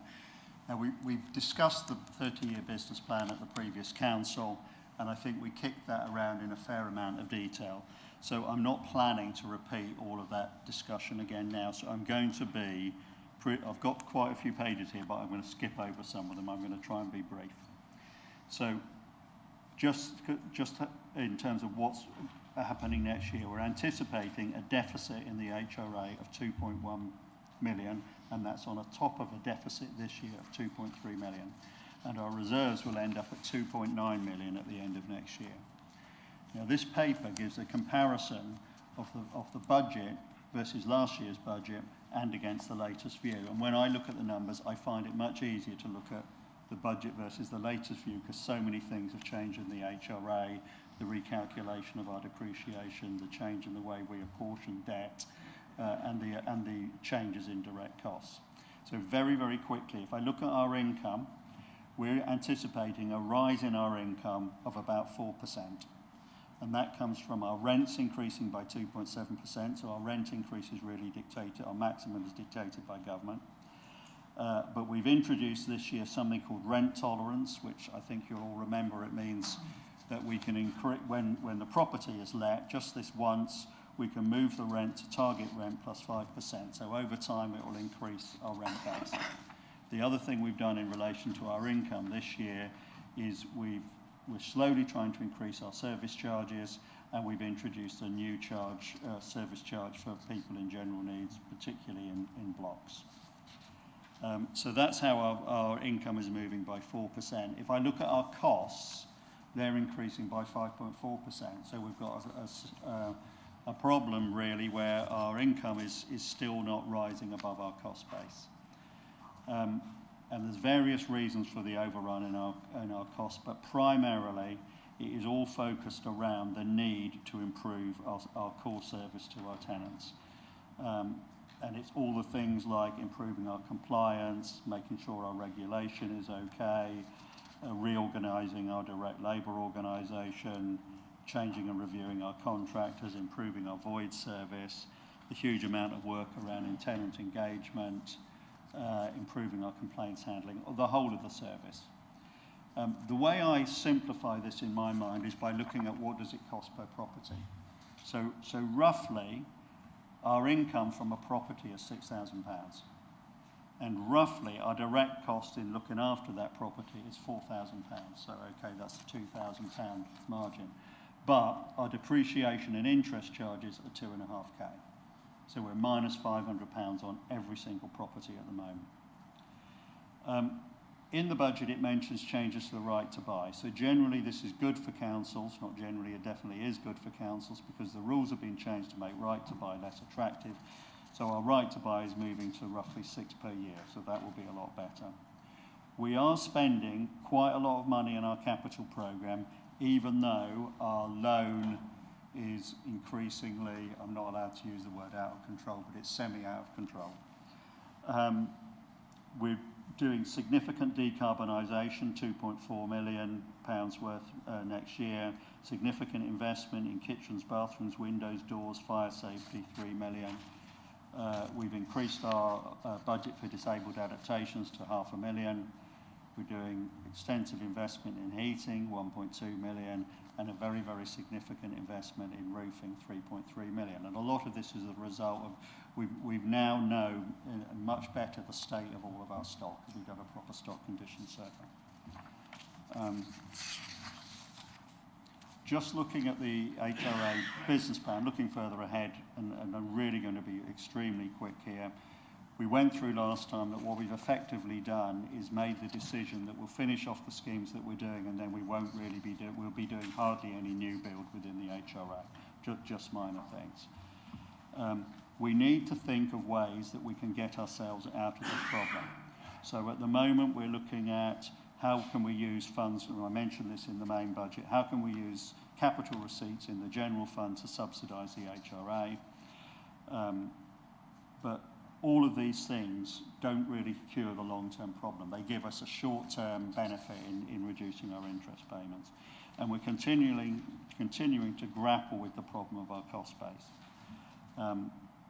Our cost base as a percentage of our income does decline over the medium term, so that looks like it could go in the right direction.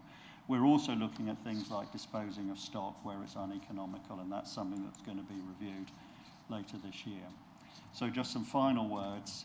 Our HRA is in a difficult situation, and I can't say I'm happy with this budget. We've decided that it's not realistic to address our current problems without further significant investment in our cost base. There's a huge amount of work to improve the service, and that's going on, and I really would credit Deborah Fenton for all the work that she's doing. As stated earlier, our reserves go below 1 million in 2028-29, so we cannot leave the HRA alone. We will have to be doing something about it. So I'd like to propose the recommendations as laid out in section 3 of the report. Thank you. Thank you very much, Councillor Winch. Could I have a seconder, please? Councillor Warboys? Thank you, Chair. I'd like to second this motion, and at the moment I reserve my right to speak. Thank you very much. We will now move to questions. Councillors can ask as many questions as they wish. However, they must be relevant to the subject under discussion and must be a question. Would anybody like to ask a question? I think that's no. So as we will not be asking questions in this case, we'll move on to the debate. You can speak once and you may speak for up to 3 minutes. Would anybody like to debate? Councillor Mansell? Thank you, Chair. I'd like to thank Councillor Winch, Councillor Pearson and the officers for putting this together. I think the housing revenue account is a very difficult budget to sort out. We clearly do have a long-term problem with the finances in our revenue account. I think the government changes of the rules to right to buy are long overdue because we're just sort of we don't have the freedom to invest that money where we want to invest it. So whatever we do, it's going to be difficult for us. So it may not be ideal, but I think that the officers and the cabinet members have put a lot of work into this. It may be seen as a bit of a compromise, but I will be supporting it. I think it is, the best we can do given the circumstances we have around our housing revenue account. So I will be supporting this motion. Thank you. Thank you, Councillor Mansell. Okay, I think so. Let's wrap that up then. I would just also like to thank Councillor Winch for his dedication and to the Housing Department. I think Councillor Warboys did want to chip in, so I'm going to allow Councillor Warboys the floor. Yeah. Thanks for the huge amount of work that's been put into this by Councillor Winch and Officer Deborah Fenton. This represents a huge, detailed and comprehensive report, but it still barely describes the improvements in how we maintain our properties and work with our tenants. I'm very happy to second this. It represents the best we can do in the circumstances, and we need a change in government legislation urgently to be able to deliver a better one. Thank you. I think we all in the Chamber support your sentiments. I thank you very much, and thank you very much to the housing team for their work on this as well. As the questions have finished, we will now take Councillor Winch. Sorry, did you want to add anything before we vote? I think we're finished. Okay, thank you. So, once again, in accordance with the Council Procedure Rule 19.3, immediately after the vote is taken, because it's budget again, the The names of councillors who cast a vote for the decision for or against, or those who abstain, will be recorded in the minutes of the meeting. So I will ask the Acting Head of Governance in the Civic Office to conduct the electronic vote. Thank you, Chair. Members, that vote is in progress. Sorry, Councillor Bradbury, may I take your vote, please? Councillor Carter, thank you.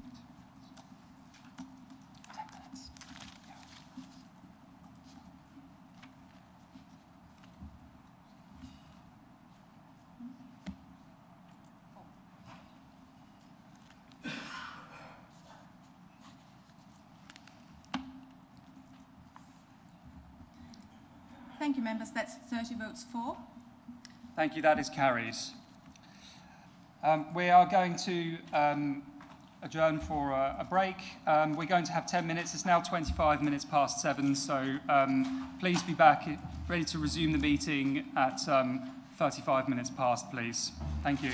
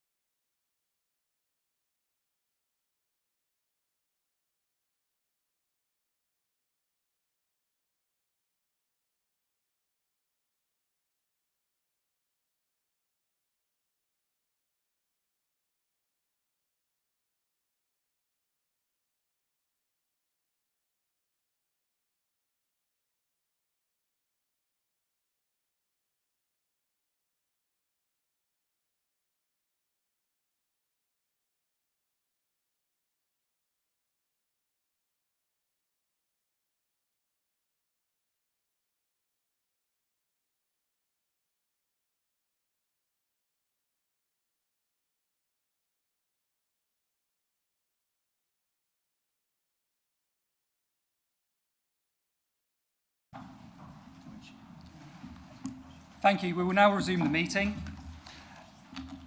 We are on item 11 of the agenda, the Joint Capital Investment and Treasury Management Strategies to 2025-2026.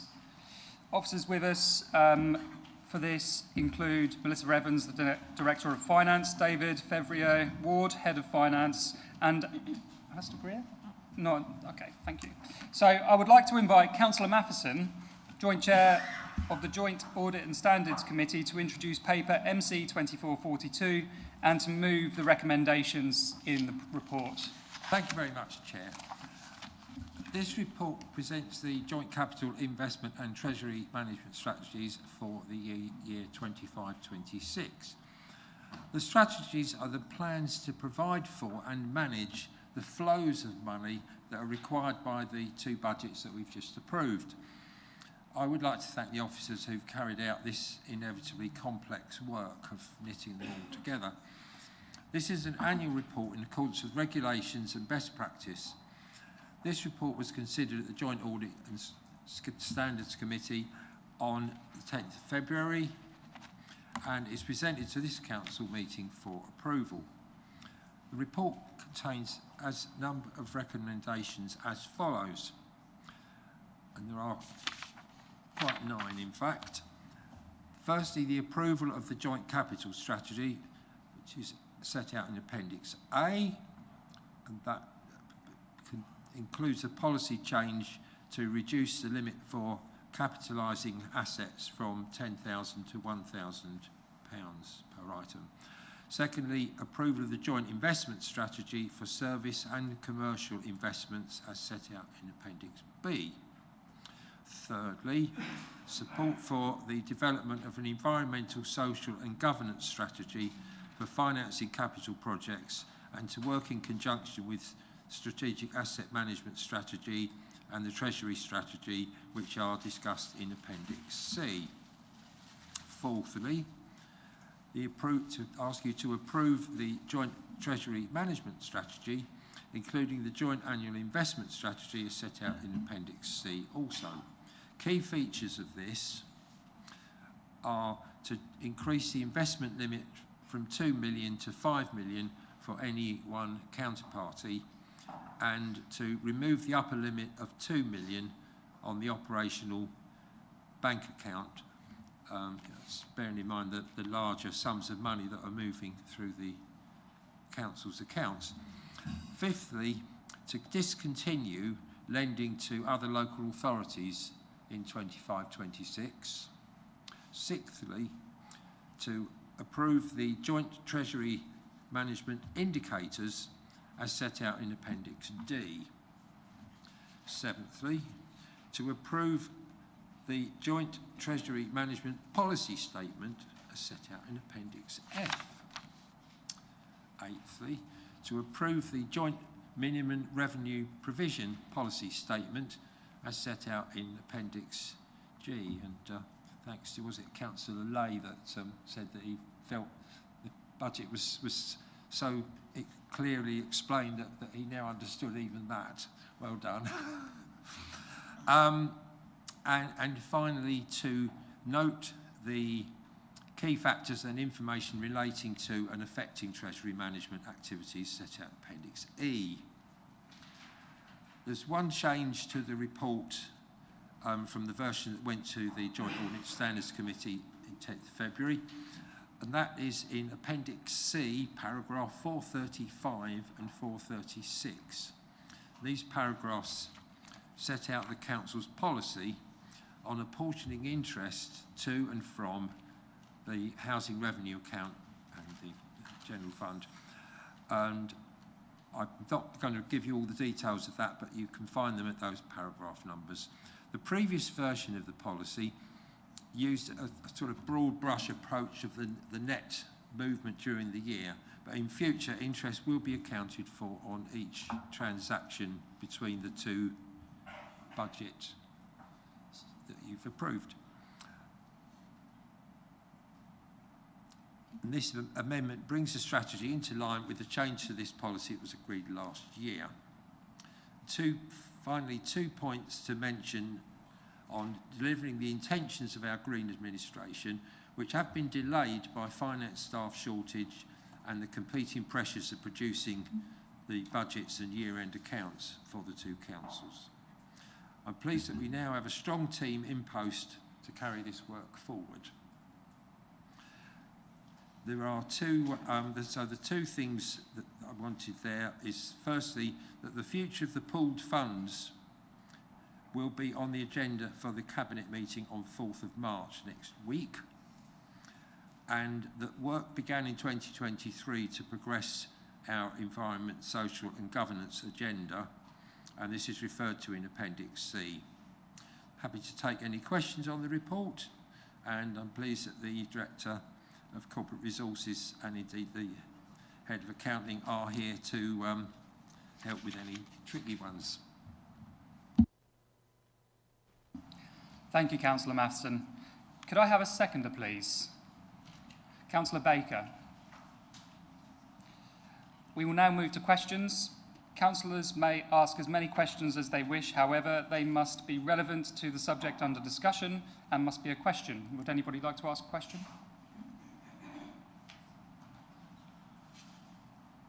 Councillor Patchett. Thank you, Chair. If we were, you might not be able to answer it, Councillor Matheson might need Councillor Winch, but if we were to cash in that Schroeder maximiser, how much of a loss would that crystallise for the council? I'll ask the Director to provide the latest figures, if she could, or thank you. Could, please. Obviously, it moves every day with the markets. Just coming up with it.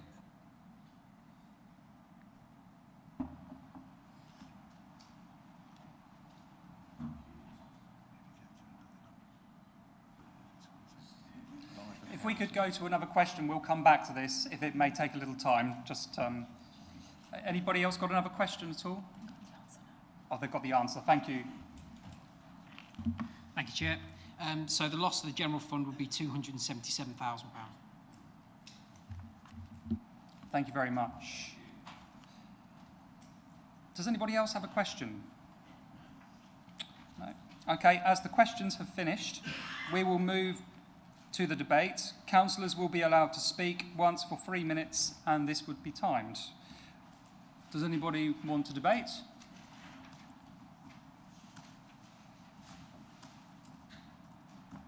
Okay. Councillor Matheson, would you like to add anything or sum up? Apologies, Councillor Baker, you seconded the proposal. Would you like to say something? Thank you, Chair. Just that I think this investment strategy is quite a bold and innovative one. It's starting to look at things in a slightly different way. The teams have spent a lot of time and a lot of scrutiny, obviously, looking at this. So, yeah, I fully support it. Thank you very much, Councillor Baker. Councillor Matheson, would you like to add anything? Thank you very much. I will now ask the Acting Head of Governance and Civic Office to conduct the electronic vote. Thank you, Chair. Members, that vote is now in progress.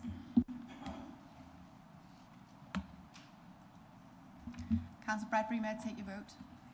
4. Councillor Carter, may I take your vote? Thank you.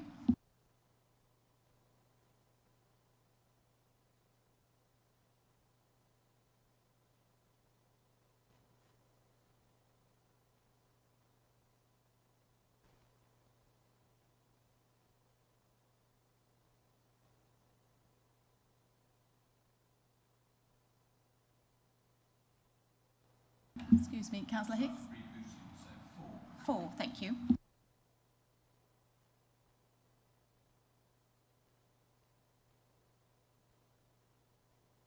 Thank you, members. That's 29 votes for.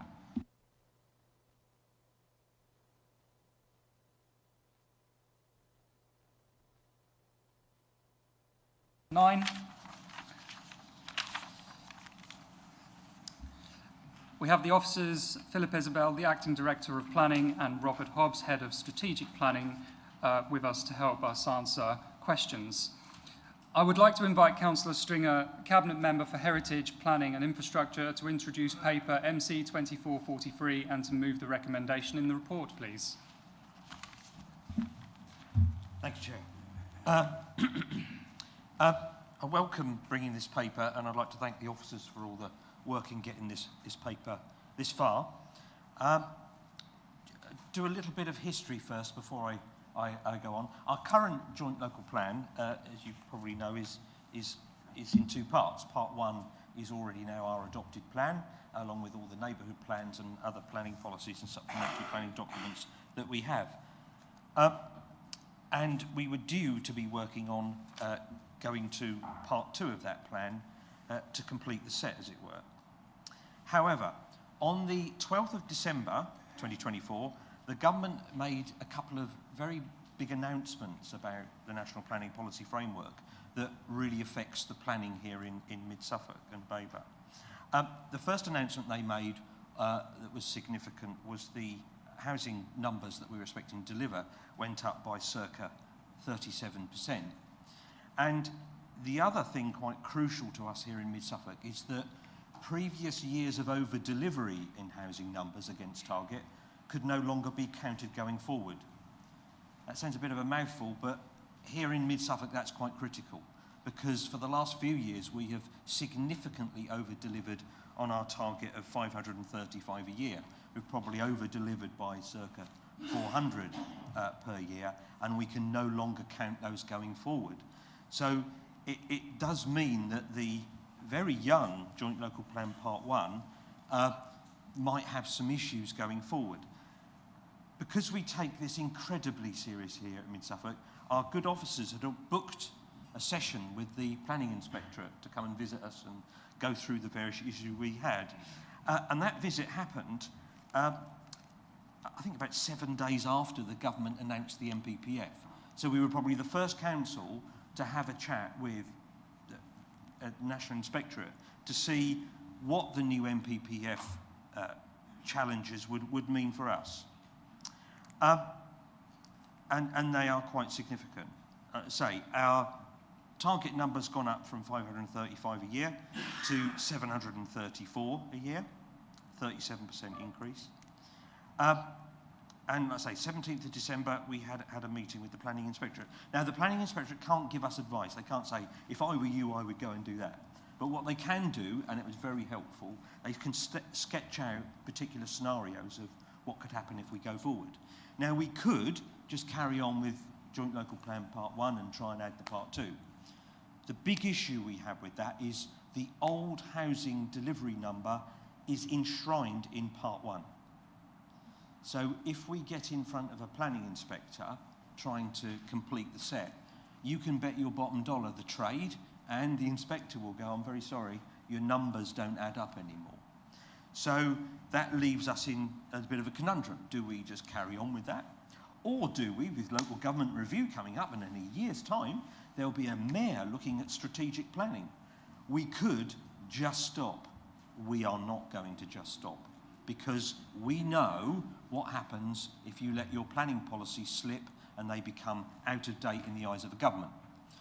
We mentioned earlier Parish of Thurston. Parish of Thurston has seen the worst excesses and continues to see the worst excesses of when planning policy is not kept up to date.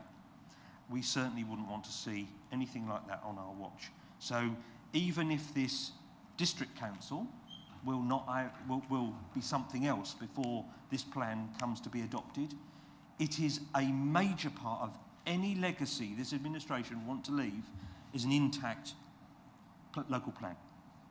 So what we're embarking on, as which you can see on page, where it is, we've got I think it's page 196, isn't it? Yeah, page 196, we've got the recommendation, but we've got a timetable sketched out on, I think it's page 205, of what we're now going to embark on and what we consider we should embark on. What they'll be doing is a huge amount of information gathering and data and looking at housing need, etc., etc. Seems like we've done it before. We have done some of this before. We're going to have to do a lot of this again. And because it's quite an ambitious timetable, often local plans have taken years and years and years and years. We've got a number of months of information gathering, and then we've got a 30-month timetable where we've got to hit particular gateways, which means all of this information's got to be pulled together in all this consultation. We've got a project lead on this. We've hired the services of a gentleman called Keith Keeley, his job is to make sure that this hits a particular timetable.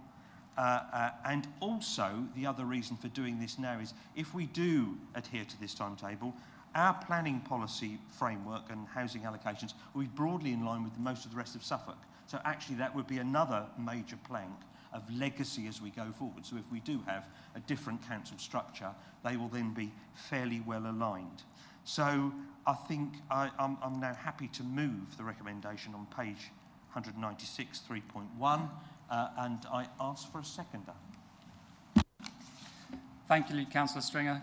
Councillor Bradbury? As a resident of a village which has been badly affected and is still suffering the effects of having an out-of-date local plan, I'd like to second this. Thank you very much. We will now move to questions. Councillors may ask as many questions as they wish. However, they must be relevant to the subject under discussion and must be a question and must not be of personal or commercial nature. Councillor Penny. Yes, thank you, Councillor Stringer. May I ask what effect this might have on the delivery of Part 2 of the local plan? Thank you, Councillor Stringer. Well, it basically will mean there will be no delivery of Part 2. This will be, as it were, a completely updated plan. So this document will basically be our Part 2. We'll be amending the whole plan. Okay? Thank you. Councillor Winch. Can you just clarify, are there any implications if Ipswich can't commit to the housing numbers? Is there something that there is impacted our local plan? Thank you. That was the one thing I forgot to mention. There is a mild elephant in the room. In fact, we're in that elephant's room. There is a place called Ipswich, and we have, under any local development scheme, a duty to cooperate. And if a particular area cannot meet that housing target, we have a duty then to absorb some of those numbers if that cannot happen. So yes, the housing numbers we will be expected to deliver may be affected by unmet need where we're standing at the present, but obviously we are working with this council and the other councils in Suffolk to make sure that most of the need arising in each district can be fulfilled by that district. And we're coming up with all sorts of ideas as to how that can happen, but that is a potential threat to increasing the numbers that we'll need to deliver in mid-Suffolk if that need cannot be met here in Ipswich. Apologise for not putting it in the original speech. Thank you. Councillor Richardson. Thank you, Chair. Apologies, I was just trying to find the relevant page number, but I can't seem to find it. But somewhere in the report it mentions that the evidence base that is being produced for Part 2, that some of that can be transferred over to the new plan. I just wanted to double check, does that include the call for site submissions, or is that going to be redone? As far as I'm aware, the existing call for sites will be rolled forward or double checked, but obviously there will be further call for sites because we've had other call for sites with Part 1. We've had a call for sites for Gypsy and Traveller allocations, to which there was virtually no response. So that's going to have to be redone again, and we're going to have call for sites again, I believe. But we'll also take this opportunity, obviously, to work with those with neighbourhood plans and those with upcoming neighbourhood plans to make sure we can get all of these policies aligned so we don't get the wrong side of having an out-of-date policy set. Thank you. Councillor Weller. Thank you, Chair. It looks like we're going to be a little bit constrained by the time it takes government to progress the regulations in terms of their impact on the supplementary planning documents and whether or not we'll still be able to refer to them as that in their new life as a planning position statement. So the question is really, what's the difference between one and the other in terms of its compelling nature on planning?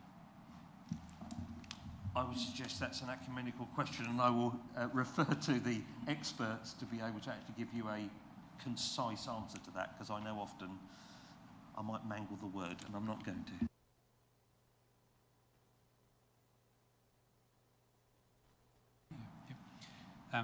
Thank you, through you, Chair. supplementary planning documents are a statutory document, and the planning guidance wouldn't be a statutory document, but they still have material weight in planning decisions.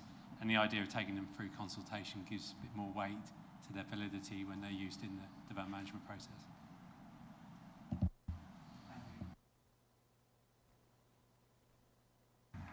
Thank you, Chair. Page 207 refers to the fact that the Council are currently undertaking a review of the seal charging schedules. Do you know when that will actually report and take place? And the second point, particularly related to seal but not the charging schedules, there was a plan for a seal review working group to take place very early this year in a very intense period of time. I appreciate we may well have other things to do at the moment regarding local government, but could the portfolio take that away and perhaps see when it is actually reasonable for us to actually start that process again? Thank you. I appreciate the question, and I believe those dates are imminently going into people's inboxes. It is going to be held as soon as possible because we do need to review that charging structure. And equally, there will be, I think there'll be some interesting issues going forward with the seal, because obviously we've had places like Stowmarket that have had an area action plan, and there, I take it there won't be one in the new document. Therefore, places like Stowmarket will then be coming under that charging structure. So the need to review that ahead of, amongst all the other work that we're doing, is becoming quite urgent. So we'll be doing that imminently. Thank you. Thank you. Councillor Matheson. Thank you. I think it'd be helpful if you could just explain how the plan will be adapted to the changing geography that we are expecting within the lifetime of the work. The tectonic plates of Mid-Suffolk and Babergh are not forecast to be changed. Sorry, that might sound facetious, but a planning document is for a land area. If the different councils change over it, the planning document remains, as it did with East Suffolk Council when it was Suffolk Coastal and Waveney. Their planning documents were subsumed into the new council, and they were still the relevant planning documents. Okay? How's that? Thank you for the clarification, Councillor Stringer. Councillor Rowe. I was going to ask that as well. Okay, thank you. Councillor Winch. Can you just clarify what we're saying to towns and villages who have a neighbourhood plan and those that are currently developing one? What we're actually saying to them? Right. What we're saying is we have a sound planning policy framework at Mid-Suffolk District Council. If you have an intact neighbourhood plan with an allocations policy in at the moment, that is a fundamental part of our planning policy. As we move forward with any neighbourhood plan, they should be reviewed within 5 years anyway. So even as a neighbourhood plan with an allocations policy starts hitting 2 years, we need to be thinking about that being reviewed. We will be calculating numbers that align to this new number, and we'll be liaising with parish councils and neighbourhood plan groups and communities to say, this is what this number could mean for you. So in past, we've never really given numbers to neighbourhood plan groups. We've let them almost make their own. I think now, because of the challenge and the level of that challenge, we're going to have to be introducing an element of guidance to say, you should be hitting a target somewhere around X or Y, so that we give a clear steer and everyone does take their fair share. Thank you. Any further questions? Councillor Whitehead. Okay. Thank you, Chair. Councillor Stringer, I think, has part answered my question, but 4 times within this document or its appendix, the exact words reoccur, and those are likely need to consider accommodating housing needs from outside the district. Can you clarify, is it just talking about Ipswich needs, or is this wider UK? No, it normally means one of your neighbours. I mean, I don't think there's any likelihood of West Suffolk not being able to fulfil its need. Babergh, for instance, may not be able to fulfil its own need, and it might ask, you know, under the duty to cooperate for us to take some of that. But I would imagine that the greatest likelihood of that happening is from Ipswich, because it obviously has parish constraints boundaries. Although we do keep telling them there is plenty of room going upwards, you know, you can keep going up, as most towns do and cities do. Having said that, we will still have that challenge in our own towns. In previous planning documents, and you can see it certainly in the Stowmarket Area Action Plan, that the planned growth from over a decade ago has meant going over several parish boundaries to accommodate that. There will be a significant number of houses needed to be built in Stowmarket, for instance. It'll be in the thousands, I have no doubt. Well, hang on, it's already in several other villages. Where are they going to go? That will be part of that challenge, but we'll work with that community to make sure that we work out the best plan for all concerned. I have my own views on that, but we want to work with those communities to make sure that we can deliver the best outcome. Yeah, well, no, so categorically, no housing needs, say, from inner London or home counties? Well, not directly, because we do know that there is a cascade effect that happens, certainly within social housing. If you go to any of the local government assembly meetings on housing, they will tell you there is this ripple effect of social housing coming out of London, Essex and to Suffolk. It does have an effect. So no, not on our housing numbers, we're not expecting that, no.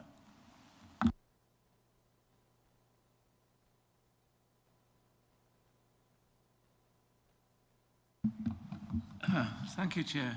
Yes, I'm expecting a certain amount of kickback from my parish councils when they're presented with this plan. Could you expand a little bit on the kind of guidance and support you'll be giving for parish councils?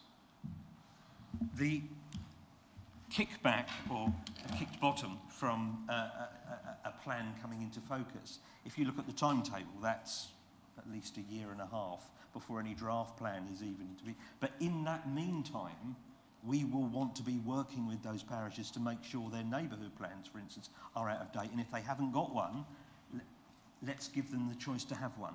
And it will be a choice. And sometimes the choices will be stark. We will have to allocate that housing number. We will work with communities to find the best places that we can do that. We will have to have call for sites to see what land is available, etc. And there may be other options. One of the other options is whether we have new settlements, for instance, new villages. That could be an option. That is quite a challenge, but you know that might be the solution.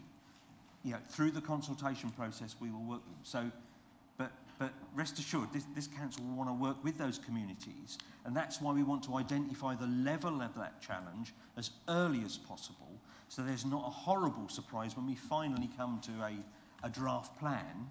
We hope that it will almost be, well, okay, they've done what we thought they would do, but that's sort of, if we get to the stage where we produce a plan that a community is shocked by, I think we will have failed, because I think in between now and then is the time we need to engage, and I certainly will want to play a full part in that, so that we make sure there are no horrible surprises when a draft plan hits a mat. So hopefully you won't get that kicking that you allude to. Thank you. Councillor Linders.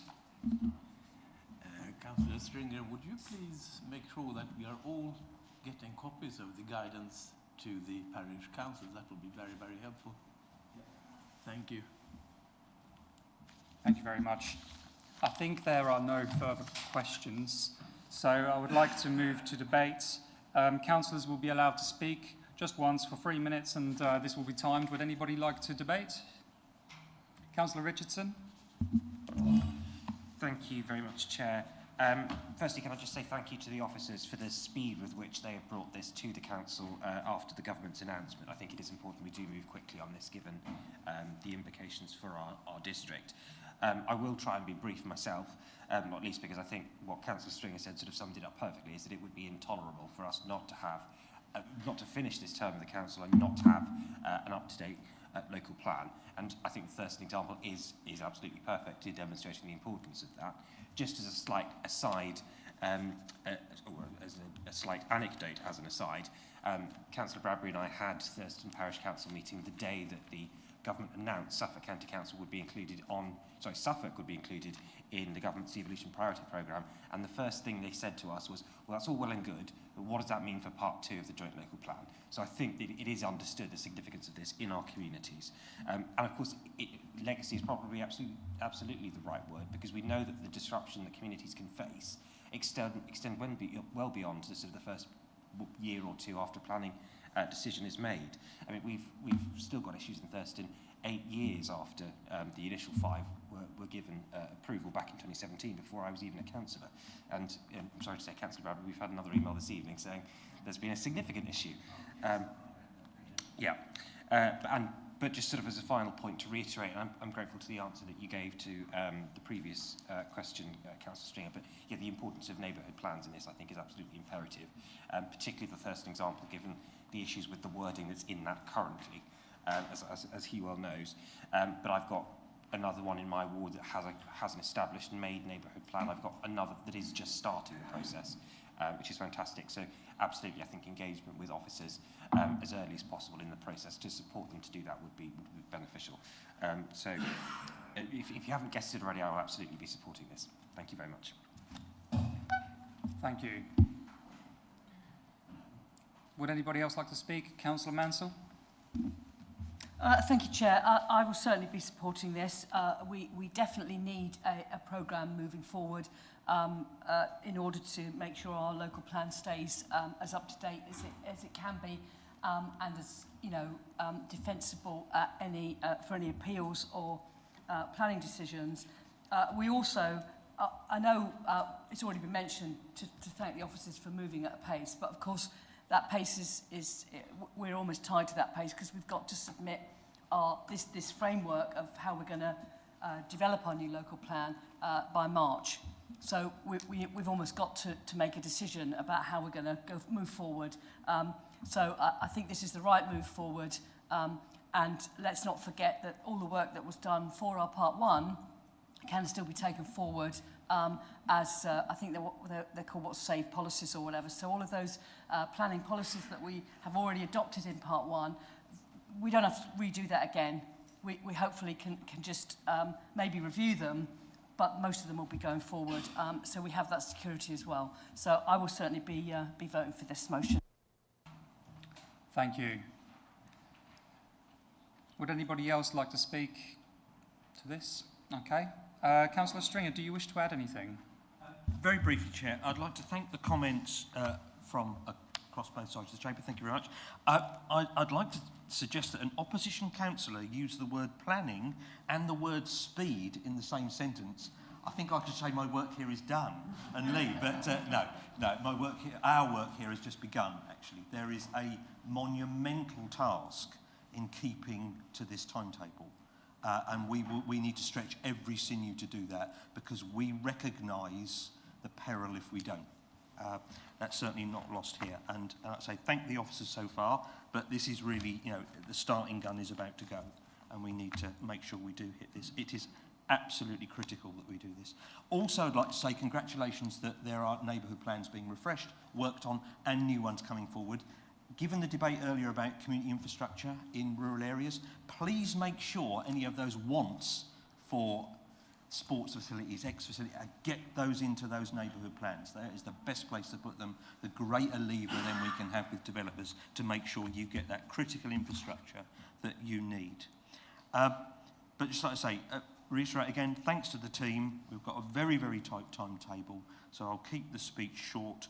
But I've done a little bit of very crude figures, and we've talked a lot about Thurston tonight, and rightly, because Thurston is that bellwether village that caught the worst of the years of not being able to have a sustainable plan and an up-to-date plan, and yeah, the developers got very, very organised.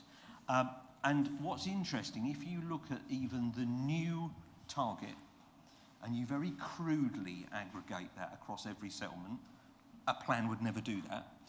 If you then look at that number and subtract the numbers of houses that have actually got permission in Thurston, Thurston's got roughly double what it should have been expected to absorb with this new figure in this new plan. So that shows you why our parishes desperately should do neighbourhood plans if they want to avoid anything like that in the future happening to them. So I will definitely be supporting this, and I hope we do get a unanimous decision. Thank you, Chair. Thank you very much, Councillor Stringer. I would also just like to wrap up by just saying thank you to Councillor Stringer and to the planning team, of course, for their ongoing work on the local plan. I will now ask the Acting Head of Governance in the Civic Office to conduct the electronic vote. Thank you, Chair. Members, that vote is now in progress. Councillor Bradbury, may I take your vote? Councillor Carter? Thank you. Thank you.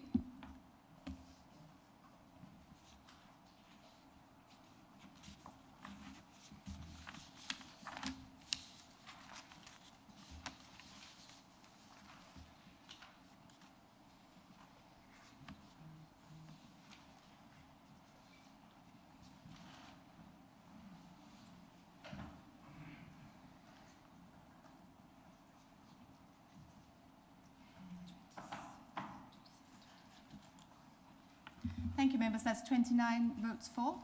Thank you. That is carried.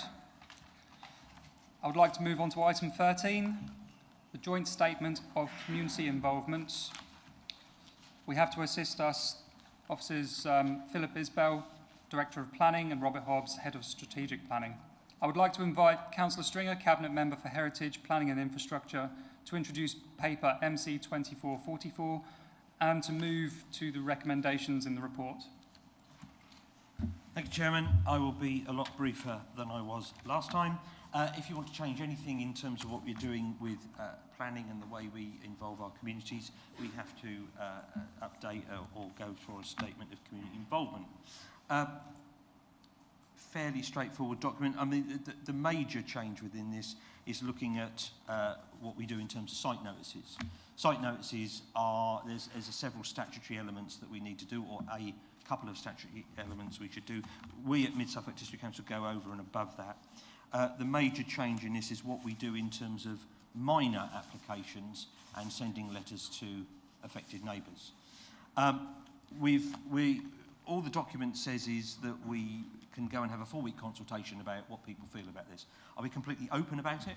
I'm not ideologically wedded to not sending letters to neighbours affected by minor applications, but I think we owe it to everyone to have a consultation and look at if there's other ideas out there for doing this, because if you look at some of the statistics, it's not a hugely effective way of getting responses to planning applications. And indeed, I've looked through my own casework, and the most casework I get about minor application letters is from the neighbour that was 2 doors up that didn't get a letter.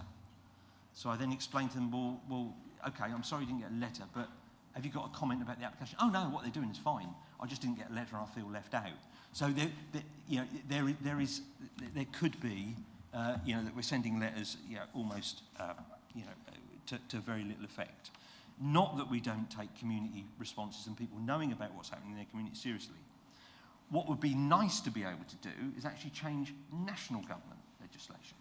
If we could only not have to print in the newspaper every time there's a major application, it would save this authority nearly £100,000 a year. I mean, it's outrageous that we still have to publish in newspapers this kind of stuff.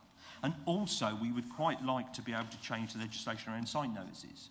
At the moment, we have the duty to put up the site notice. But I think certainly for major applications, it should be the planning applicant that puts up a site notice with an awful lot of information on it and probably a QR code so you can actually have a look at the detail of the application. That would certainly make more sense in this day and age. But anyway, we are where we are.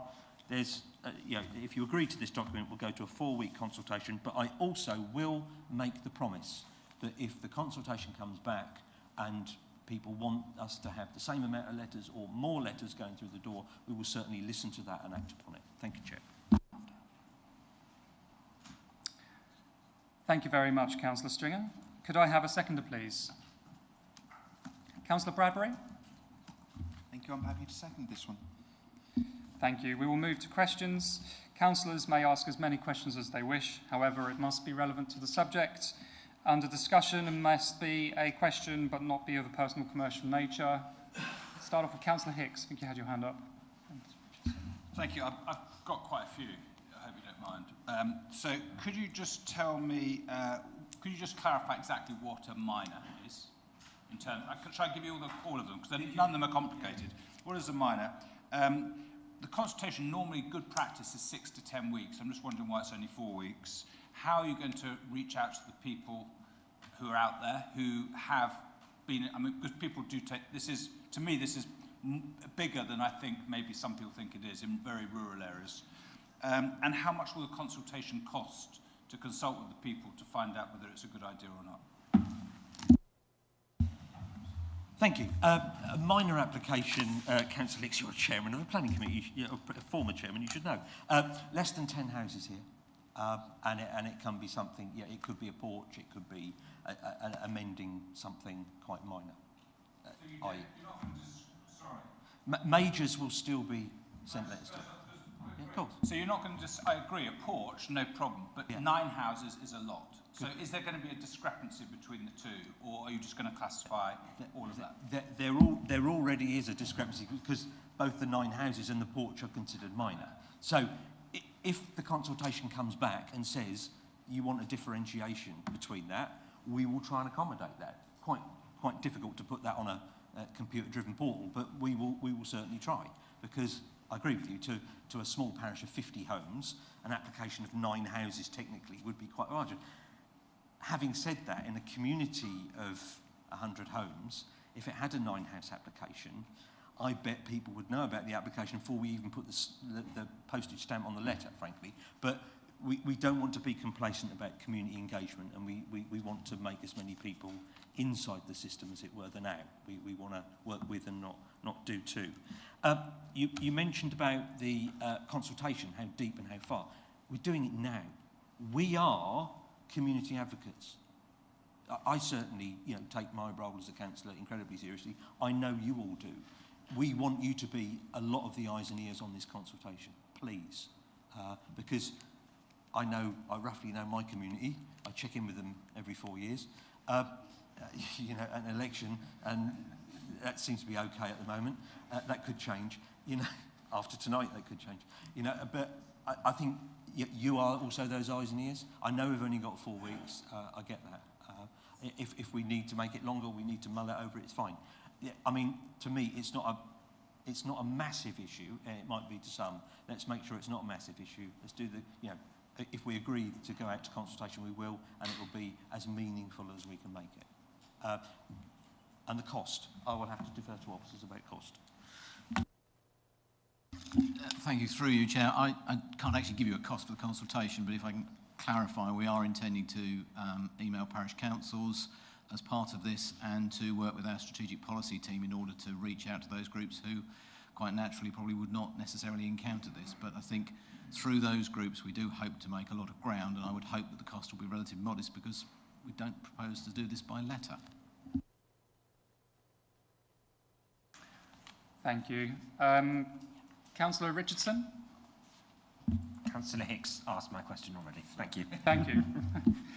Councillor Overett? Thank you, Chair. Yeah, meaningful cooperation, meaningful consultation does feel important with this, and I just appreciate some more details as to how individual households will be reached for this process. Are you able to give assurances that residents, maybe who are more vulnerable, who may not notice public announcements or attend parish council meetings or read the local paper, will actually hear about their views being searched for? Thank you. I'm afraid, for once in my life, I might have to disappoint Councillor Overett, because I don't think we will be able to use our database to work out who's vulnerable or who might be getting minor applications next door to them in the future. That's going to be incredibly difficult to forecast. And we do rely on our parish councils a lot, and you as elected representatives, to be those eyes and ears. And if you feel that, look back through your database of planning actions you've had, speak to your parish council. If they feel that they would still like those letters, please say so. We will act upon that, and we will listen. Yeah, I guess I'd just like to express a wish that it was would be a thorough consultation with efforts being made to reach those people who could otherwise be missed. That's all. Thanks.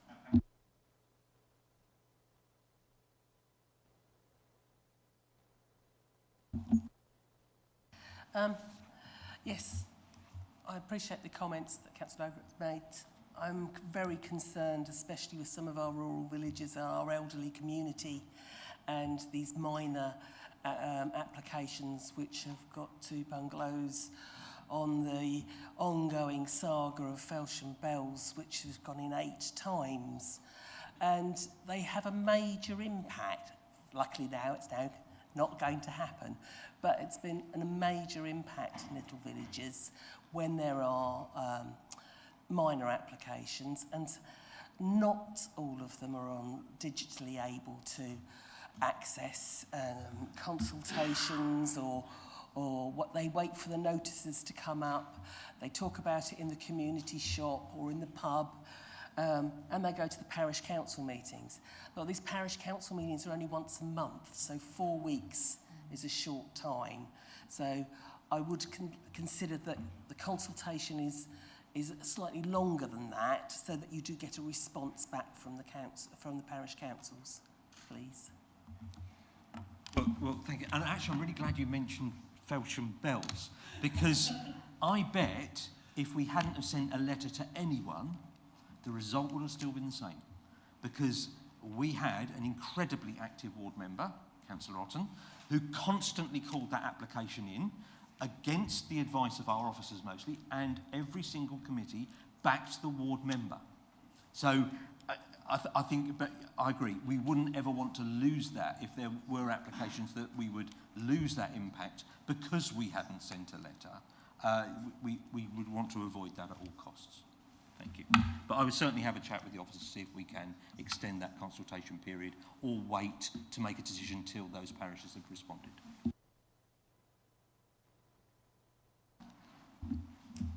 Thank you, Chair. I may have concerns about the length of the consultation as well, but what I actually want to ask about is the wording of the consultation. We've all experienced consultation exercises where there's a very directed question with a very leading question with a yes/no tick box. We, in our council papers, have been given some data about numbers of letters that have gone out, what the financial implication is, and what sort of response we get. Is that sort of information going to be shared with everyone, with parish councils, with the public? Is that going to form part of the information pack that goes out with this consultation? You know, how much information are we going to give out to the members of the public? And are we having a free response, or is it just going to be yes/no tick boxes?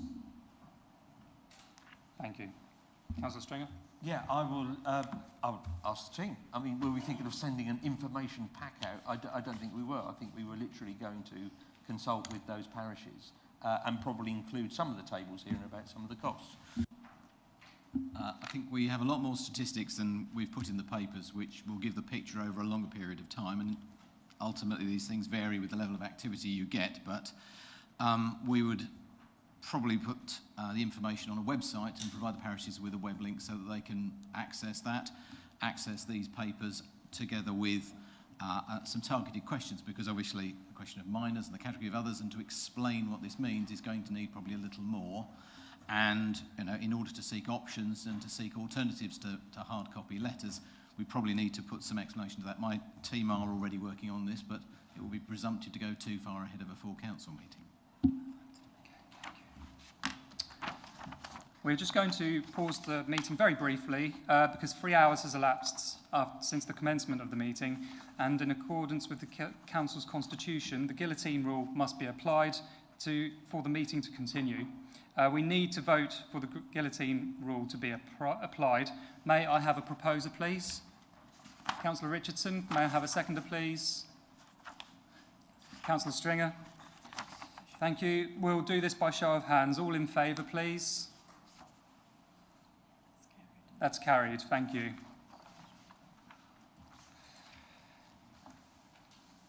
Did anybody else have any questions at all? No? Councillor Davis? Thank you, Chair. Along the same lines as some of the questions this evening, can I ask, when is the consultation scheduled to start? For example, my newsletter for April will be written in the middle of March, and as it's only 4 weeks, it would be nice to know when it would be going live. The Mid-Suffolk plan that we sent out, paper copies of the consultation were available on request and via the ward councillor. And can I therefore have firm assurance that the same will happen here? For me, this is all about being informed. We may not receive responses from letters when letters go out, but being informed by letters, I feel, overrides the need to respond. In a disjointed world, the best way of reaching everybody becomes more difficult. And I do understand that we have to be cost sensitive, but I also feel equally that there is a need to be multi-accessible.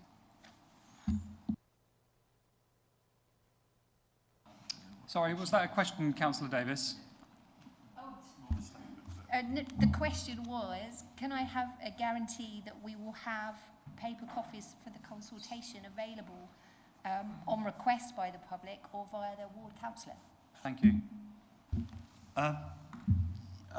Yeah, I don't really want to rack up a huge printing bill before we start, but the information that we in the consultation is this document you're looking at right now. I mean, that's going to form 99% of it, I would imagine, and it will be sent out in good time, I believe, to get into the reports, so we can have that monthly cycle. And if we need more time, we will take more time.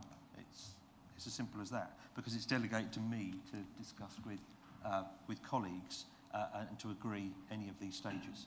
So, okay.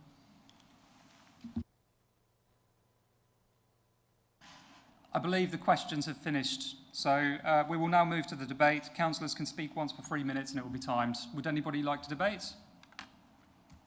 Councillor Scarf? Thank you, Chair.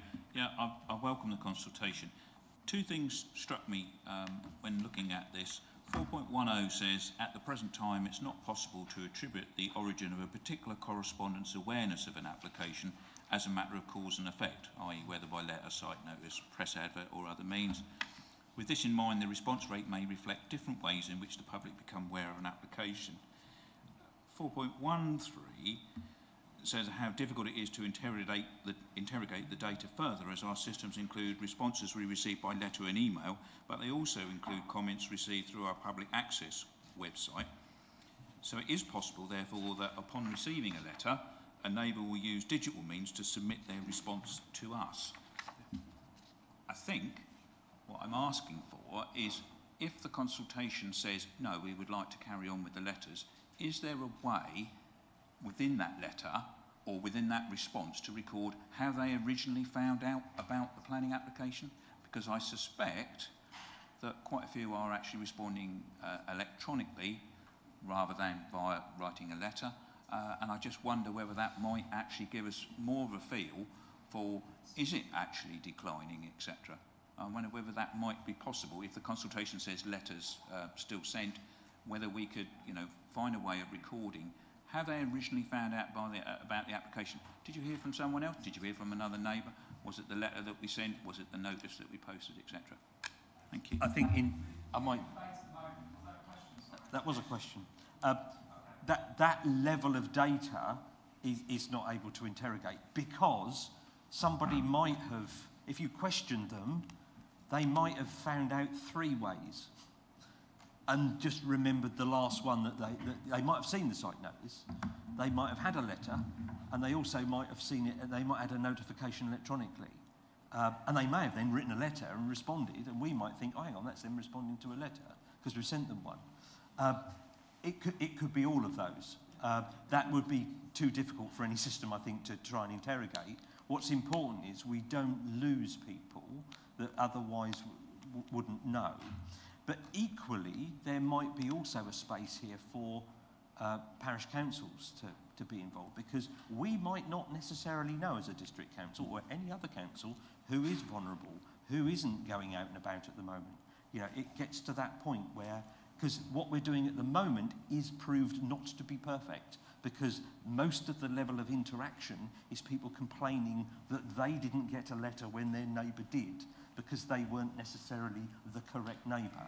And land gets spliced up, it doesn't get registered, we then send it to not the neighbour because there's a new neighbour, because a new boundary went in 6 months ago. It's that level of problem that we're getting, and that seems to be what the letters are generating. So if there was a clear cause and effect, we would obviously be more forensic, but to have the consultation, let's have the consultation, let's have the discussion. And if the discussion is no, these are incredibly valuable to get to our most vulnerable, and if this is the most sensible way of doing it, we'll carry on doing it. But we need to make sure it works, and it just doesn't generate correspondence for correspondence sake, that it has meaningful information and information conveyed. Thank you. Councillor Whitehead. Yes, could I just ask for a point of clarification? If full council vote for a 4-week consultation, can an officer or cabinet member actually change that? Sorry, we are actually in debate, so I know I allowed one question, but... Okay. Oh, thank you. Councillor Stringer? Yeah, to be honest, in reaction to all this, if the formal consultation is 4 weeks, it has to be, all the comments, etc., have to be agreed between me and the officers and all the feedback. So if we decide that the feedback, we just leave the correspondence open a bit longer, that's fine. That's really not fine. But as I said before, the parish council and elected members are going to be the eyes and ears on the ground on this one. Okay? Thank you. Councillor Baker. Thank you, Chair. So I'll be supporting Councillor Stringer and this that's come forward. I would like to sort of raise that it's really around the consultation. I think we have a general problem with the consultations that we issue, and I would propose that we look at them in more detail moving forward. The reason being, it's around accessibility. You know, how are we consulting? Who are we consulting with? Do we do our equality and inclusion screening?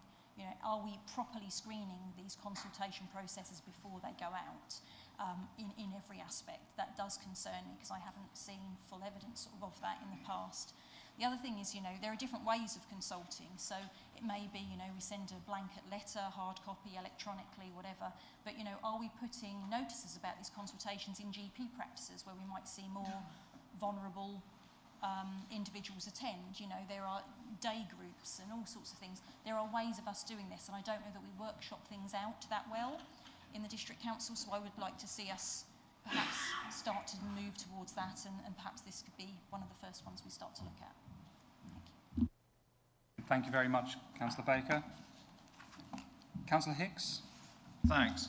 Can I propose an amendment that we change it to 8 weeks, or 6 to 8 weeks? Because I just think I'm worried about parish meetings that only meet occasionally.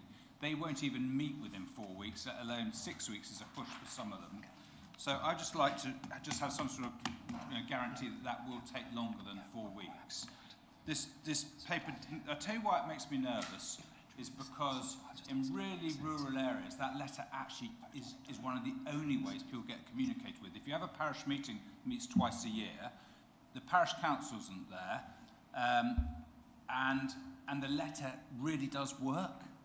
It spreads the word. So I'm happy we go through the consultation, and I'll take you on trust that, you know, we really will do this and we will write to people.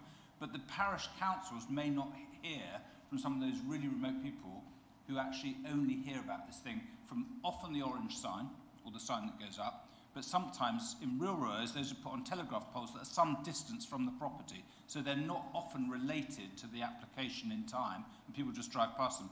So I know the letter seems really small, but I do think it does carry a lot of weight in some of those really remote rural areas. So if we could amend it to 8 weeks, then I'm very happy to support it, just to give confidence that we could have a bit more time. Thank you, Councillor Hicks. Now, Councillor Hicks has proposed an amendment to extend it to 8 weeks. Councillor Stringer, do you accept the amendment? Can I just ask, I really don't mind if it goes to 8 weeks, frankly. It makes not a huge amount of difference to myself. If the officers are happy for it to be 8 weeks, I'll certainly accept the amendment. I really don't mind. I think we need to try and keep sight of what we're talking about, because it's, I mean, when we look at some of the traffic, an awful lot of the traffic is often when people have got a letter about planning application, we're only allowed to put in that what's in the title of the application. And sometimes when they're class Q and stuff like that, the traffic generated is, well, what does this actually mean? And in that, and don't forget, we've seriously changed the way we do planning here and informed and empowered the ward member. You get a weekly list of new planning applications in your area. So if you think there's vulnerable people in there, get round there, do your job, you know? Because we might not, because they might not be the direct neighbour that will get the letter anyway. So if you think there's vulnerable people around a planning application, please, you know, make sure you inform them, because the letter system might not even get to them. So, but yeah, thank you, Councillor Stringer. 8 weeks. Just for clarification, can I confirm that you agreed to the amendment? Yes, of course. Thank you very much. Thank you. Yep. So that, that amendment has gone through. We will so that changes the recommendation A to undertake an stakeholder consultation in respect of the proposed changes. Okay? Excellent. Would anybody else like to comment or debate? Councillor Mansell? Thank you. I mean, I will be supporting this. I think I would have supported it had it been 4 weeks, because I think there is, I don't think anyone has cracked how to do a public consultation and get a good level of response. In one of my other roles as the chair of the Police and Crime Panel, we've just been looking at the police and crime budget and the new police and crime plan. And this is for the whole of Suffolk. They got 192 responses. You know, a lot of people may well receive the information and either they have a general apathy, they can't be bothered, and if they don't do it as soon as they get that notification, however long the consultation is, they're not going to do it anyway. I think we do need to consult, and I would love somebody who understands the psychology of people better than I do as to how to get those people to engage. If they really care about it, fine. That, you know, it's no good sending out a letter and then they don't respond in, even if it's 8 weeks or however long it is, and then 10 weeks later they say, oh yeah, I never bothered to do that. I mean, I don't know what the answer is. We do need to consult, whether we crack it or not, but yes, let's go ahead and go out with this consultation and let's do the best job we can. Thank you, Councillor Mansell. Councillor Overett? Thank you. Yeah, I do recognise, of course, as we all do, that saving money is important, even for small amounts. But I agree with councillors who've said that it is all down to this consultation process, that we have to be fair and we have to make sure that all residents have the opportunity to hear about that plan, especially given the impacts that certain government plans may have on planning in the future and the amount of new homes around people.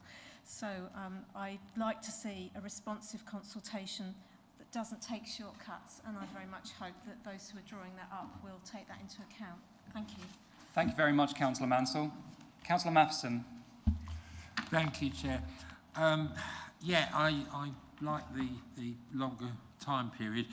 What I'm wondering is, as well, though, is in terms of assuming we agree to this and the public come back in modest numbers and say, yeah, well, all right then, or something, can we delay somewhat the implementation of the change so that the fact that letters will no longer go out has some time to trickle down through the parish councils and parish meetings? Yes, 3 a year. In some places, absolutely, me as well. Yeah, just delay the, you know, if we sort this thing out in 8 weeks and so on and so on, maybe, you know, just 1st of July or something, that we actually implement stopping sending the letters to the smaller applications. Thank you. Would anybody else like to make a statement? Councillor Richardson? Thank you, Chair. I will be brief. A couple of reflections on this. I think I was initially a little bit sceptical about the consultation period. The reason I say that is because this, as I think some councillors may be aware, follows a recent issue, again in Thurston, where a major planning application was due to come before a planning committee the day after the public consultation had closed. And so I think there may well be a perception in some parts of the district of a lessening of public confidence in our planning system had such an issue been followed by a very quick consultation on reducing the amount of contact that we provide when it comes to major planning applications. Having said that, it is just... Yes, I don't know. I absolutely understand that. So that wouldn't be the application in question in this instance, in the example I gave, would absolutely still be receiving. The neighbours would receive a letter, but it's the wider perception within the village of Thurston that I'm particularly worried about, even regardless of whether that's for major or minor. But having said that, having heard that the proposal was accepted to increase the period of the consultation to 8 weeks, and the fact that it is a consultation, and I do take Councillor Stringer at his word that if the consultation comes back and they say, no, we want to keep the letters, then that will happen. I have absolutely every faith that will happen, and so on that basis I will support it. Thank you very much, Councillor. Councillor, oh, we had somebody else. Councillor Carter. Thank you. Having had some consultation PTSD, I'm always in caution about potentially voting in favour of a consultation, but I had wondered, it was mentioned earlier regarding how much it would save the council not having to send out two newsletters, and would there be potential of a proposal of actually writing to government about being able to cut this out, so writing a letter?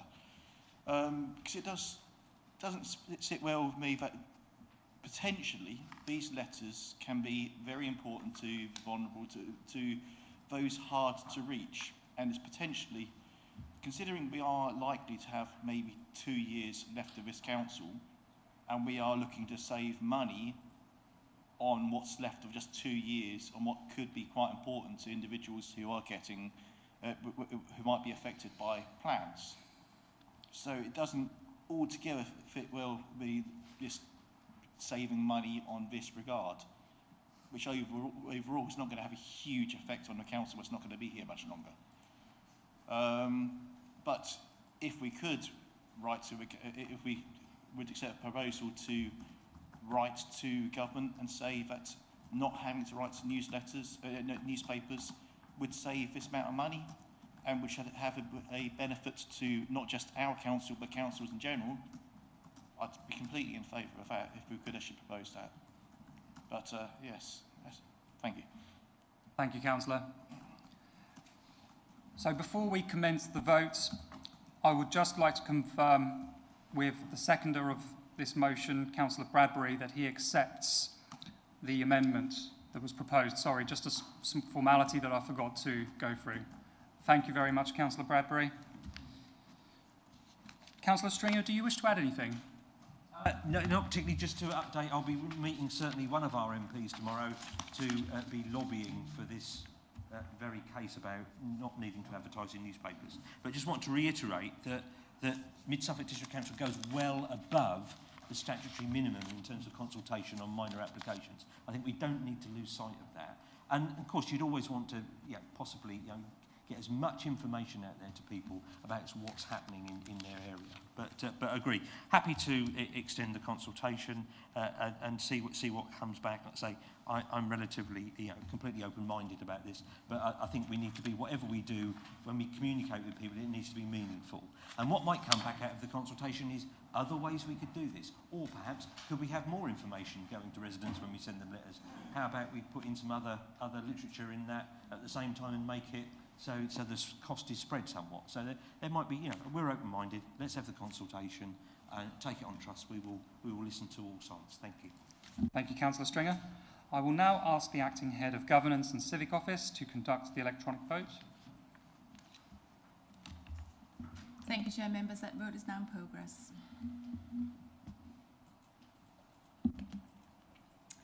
Councillor Bradbury, may I take your vote, please? Councillor Carter? Councillor Hicks?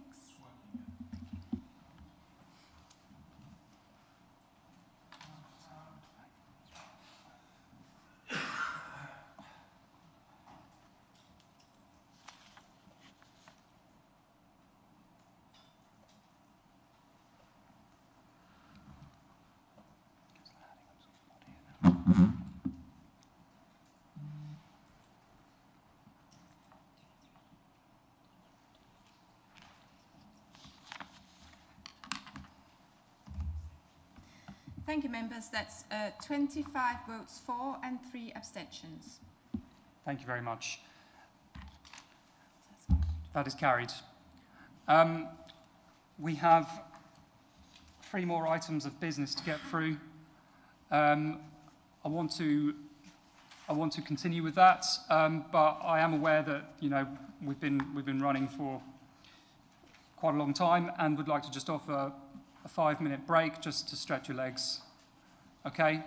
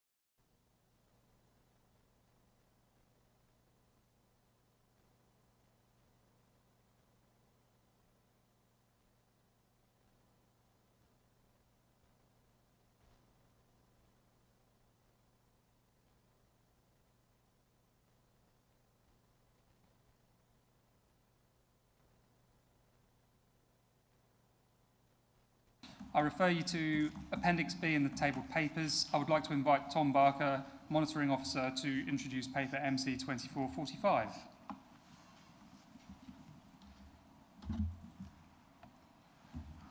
Thank you, Chair. Lean forward a long way from up here. Thank you, Chair. I'll keep this brief. This report is essentially to confirm the allocation of committee places across respective political groups and to appoint councillors to those committees. The allocation of places is covered in Appendix A, and the composition of committees is in the tabled papers in Appendix B.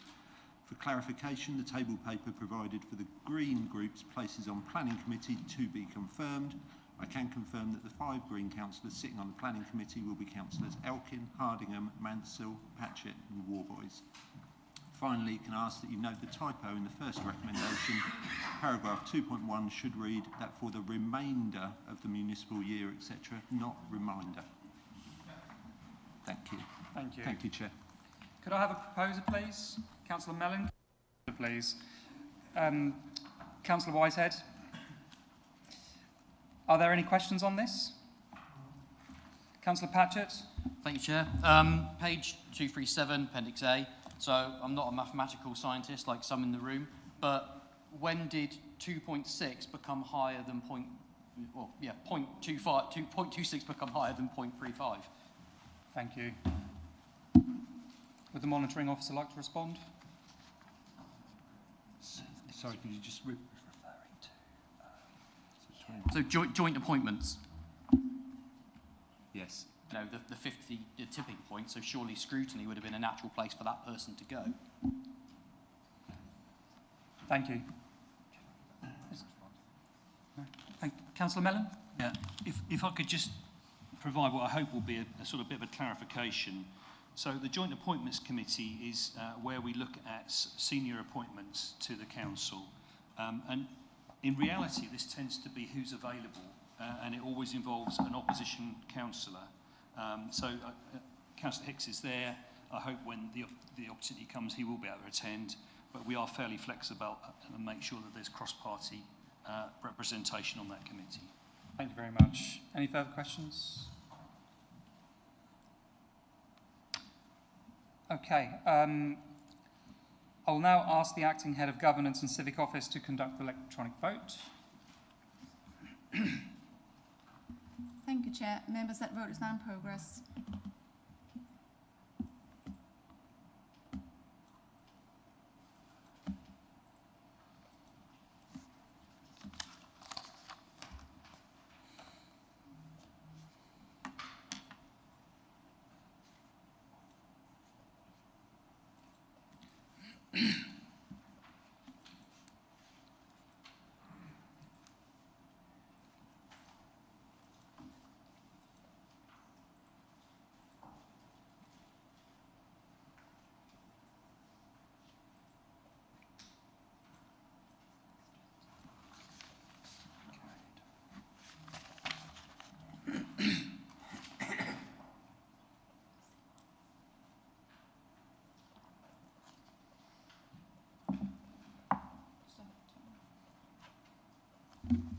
Thank you, members. That is 21 votes for, 1 against and 3 abstentions.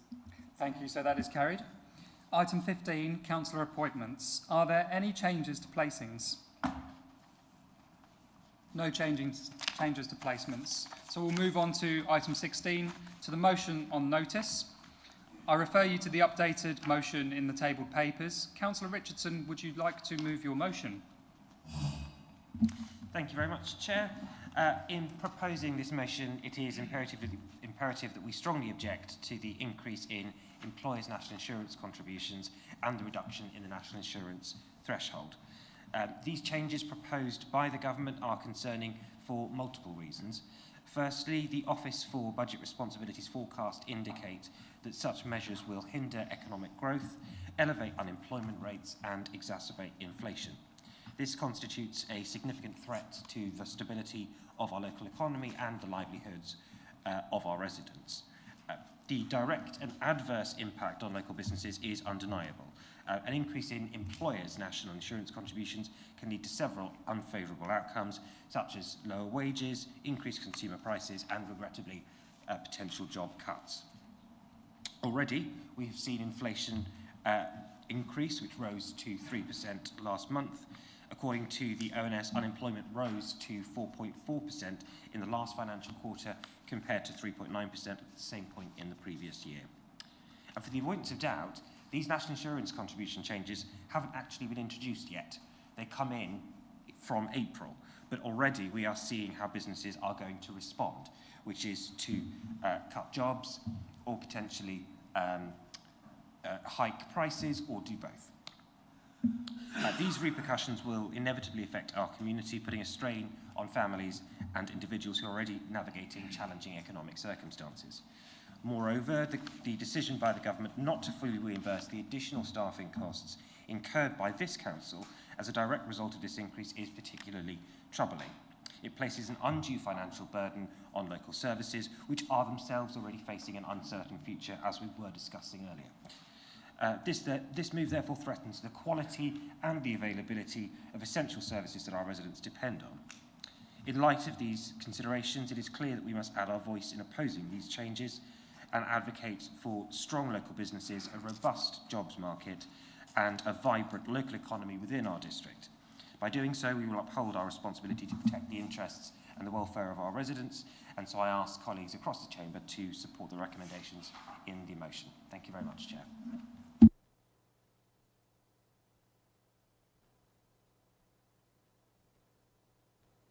Second, I'm happy to speak now. Thank you very much. Well, the new Labour government has clearly failed our country. It's failed our part of mid-Suffolk, and the Labour government fails to understand the needs of our county more widely. We know the winter fuel payments are causing undue pressure on those most in need who take that payment and need that payment to help support them in these cold times. The family farm tax, again, having direct impact and causing uncertainty and concern to farmers across our district. The mad rush to decarbonisation of the grid by 2030, bringing in pylons across our beautiful countryside and the rollout of large numbers of solar farms, again creating nothing but uncertainty on our residents. The Local Government Association has said that the shortfall in national insurance, the direct costs from the increase in national insurance, is about 637 million on local government and potentially 1.13 billion indirect costs to suppliers. Again, huge pressures. This has direct impact on our town and parish councils, and the LGA has again looked at the figures and reckoned there's a direct cost to town and parish councils across the country of about £10 million. Our waste collection services, another example, pressures on them from this increase. Housing associations, the national insurance will mean that many housing associations actually will have further pressure, but the revenue proposed that was going to come in through changes is now going to just about cover those national insurance costs. So when we look across the board, it does feel that the new government has lost its way very quickly, but the national insurance contributions has significant impact also on our business, as Councillor Richardson has said. So I think it's really imperative that we put a red line in the sand and say to the new government, although we're a small area and government is unlikely to listen, it is important that we still voice our concerns, write to the Minister and actually put our marker down. So I hope everyone will support this motion. We're going to now move to the debates. Councillors will be allowed to speak for 3 minutes and this will be timed. Would anybody like to start the debate? Councillor Patchett? I had quite a long bathroom break, so I'm not sure if something changed while I was out there, but national insurance is not in the gift of a local council to try and change. So, you know, the current Labour government, they inherited a Treasury fund that's quite depleted and they needed to find 40 billion. This is just one of the mechanisms that they're using to find the money. Governments need money. So should we also write to them about capital gains?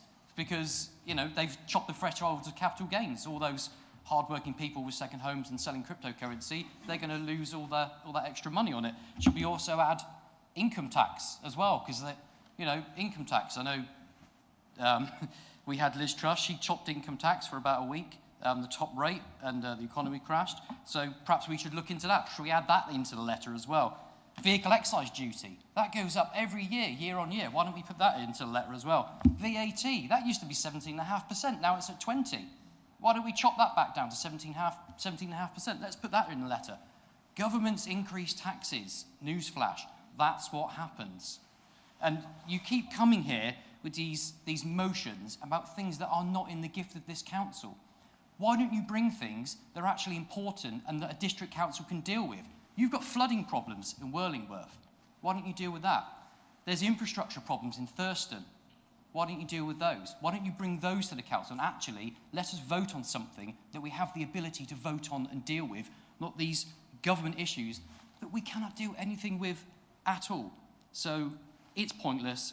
Why did you bring it? I don't support it. Yeah, thank you, Chair. The government provides this council with funding, and it takes some of it away in employers' national insurance. And it's unfortunate that the Chancellor has not apparently fully taken into account the full effects of this change that we're facing. And it's being felt by us, or will be felt by us as a council, as we've not been fully reimbursed for the change. And it also is having a significant effect on the voluntary sector and on business. So I think it's important that this issue, we know it's affecting our communities, and it is raised, and I thank Councillor Richardson and Councillor X for doing so. However, I do have a couple of concerns with this motion. Firstly, national insurance is a tax, and it's part of the government's revenue raising. And the Labour government decides to raise it because the country needs the money. We've all heard about the £21 billion black hole left after 14 years of Conservative government. Those are not my words, I'm simply quoting Rachel Reeves. So one concern that I have about this motion is that it does not address the other half of the equation, the other part of the problem. Yes, national insurance rises had all these unfortunate effects, we've heard about them, which are outlined in the motion, and both councillors have articulated them. But if the tax rise is reversed, what about the bottom line for the government? And my second concern is that whilst we are affected by this in Mid-Suffolk, we are debating, in effect, a national issue, as Councillor Patchett has just said. We can discuss it, but I'm not sure what impact we can realistically hope to have. So while I'm sympathetic to the motion, my question is it consequential? The Labour government has a large majority and therefore can get its budget through. And if we have problems with that, perhaps we could have a look at the Green Party's policy of proportional representation, which would not deliver a huge majority from a small proportion of the vote. So whilst I understand why this motion has come forward, I think part A of it, to be honest, is something we're going to do anyway. So that's unnecessary. Part B, if this motion passes, will require me as leader to write to the government, which of course I will do if this council decides that's what they want me to do. I do need to point out they haven't answered my last two letters. So I will listen to the debate and decide how I vote once I've heard other members' voices. Thank you. Thank you, Councillor Mellon. Councillor Mansell.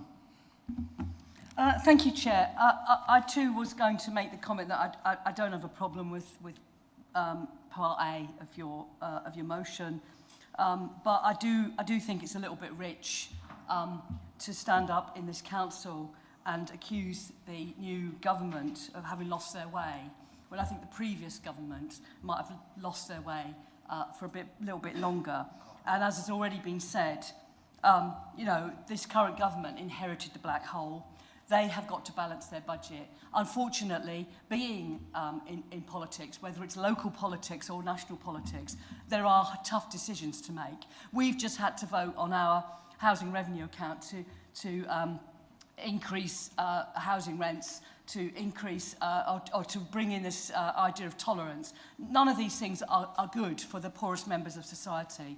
But as a country, as a society, actually, we as a society expect services, and those services cost money.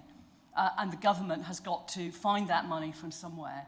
So if we ask the government, and by some complete fluke they actually respond to Councillor Mellon and actually do as he's asked, there will be an even bigger black hole, which means something else will be cut, and that something else could be a lot worse. They could cut the funding to local councils. They could cut other bits of funding, because that money has got to come from somewhere. And I think we have to accept that if we want services in this country to fulfil the wishes of most of the population, we've got to pay for it, and we've got to pay for it somehow.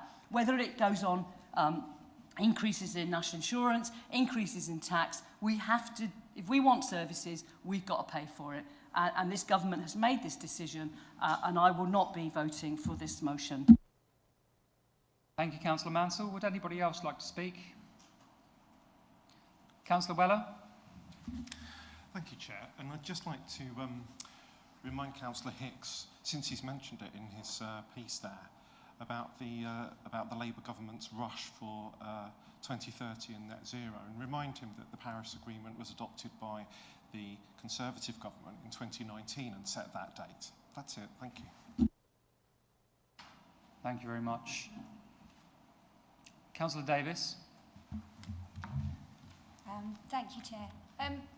Firstly, I cannot decide between feeling from either that Councillor Richardson and Councillor Hicks are naive, or feeling praised by the resolutions that have been set out in the motion. The Economic Strategy Action Plan, for me, with all its principles, especially for the priorities in the people, strive to do quite a lot, but I do not see it adjusting natural price, demand and supply. That's something that is a wider economic, national, international, potentially on what product scale. So for that reason, I can't support the motion, A, because it's potentially illogical. For B, again, I've been listening to my colleagues, and another letter when we already have a lot of work to do here. And the analogy that I'd like to bring is that national is an ocean, and we are a mere boat in the sea with our own local storms and local issues. So maybe, I don't want to say waste our time anymore, because it did upset your feelings, but maybe think a little more on the motions that you bring to Council in future. Thank you. Councillor Winch? I slightly worry about my Conservative colleagues, because they seem to be suffering from a rare memory disease, which I call pylonitis. And that is named after the fact that the Conservative group are completely convinced that somebody else thought that they put pylons through the East Anglian countryside and didn't want to look at an offshore option. But I think where a lot of us are on this is that we had a period of 14 years. I don't want to get into all the shenanigans, but I think in retrospect, it's left the country in really quite a difficult state. I mean, we could go through health service, no reform in social care, the squeeze on local government funding, coming out of the EU and putting all our businesses under pressure, etc., etc. It's a period of sustained pressure on the public finances. I think it's described as the worst squeeze on living standards in 200 years. So we come through that process, and then we expect things to be better. And I personally am, so I'm completely disillusioned with what happened in the 14 years. But I do agree that the decision to raise national insurance was a major mistake. I think it has not been good for the economy, and it has all sorts of knock-on effects, albeit I believe we had to raise taxation in some way. I just believe it's not the right way to have done it. So I'm slightly conflicted on this, because I feel it isn't really a good decision for the country, but it's come after such a mess over such a sustained period of time. Thank you, Chair. I won't be supporting the motion, mostly because it's actually quite flawed. Item A requests the economic strategy. I take that's Mid-Suffolk's economic strategy or the County Council's economic. It doesn't say this one. Okay. That include all available opportunities to support businesses and retain jobs. Does that mean we're going to be funding trade unions? We're going to be propping up companies that should actually go to the wall because they're unsustainable? We've got to do that if we agree to this. This could bankrupt this council. So we use all of that Gateway 14 funding, do we, to prop up businesses that would otherwise go to the wall? Is that what you're suggesting? That's what that recommendation is saying. So I certainly won't be going anywhere near this. I find it remarkable that you also mentioned about the winter fuel allowance, and we're going to write about that. Yeah, appalling thing to do. But this is in a county where we're giving £5 million back to government that should have been insulating people's homes. Perhaps we should have been making more of a fuss about that. I have huge issues about what's going on in terms of the rollout of renewable energy and energy projects in Suffolk. But there's one big economic, and I can't believe I'm lecturing on economic facts to a Conservative group, that if it were not for renewable energy projects in this country's economy would be in a recession. So I think we actually need to be really careful about the fights that we're sort of taking here. Yes, renewable energy is a huge challenge for this county, but we need to make sure that we lobby in the right place. So I won't be supporting the motion because, one, it's fundamentally flawed, but it will, I believe, have its full effect in its intent, and it will probably appear in a letter, but not to a minister, but in a newsletter. Thank you. Thank you, Councillor Stringer. Would anybody else like to comment or debate? Councillor Marriott. No, I'm not in favour of this motion.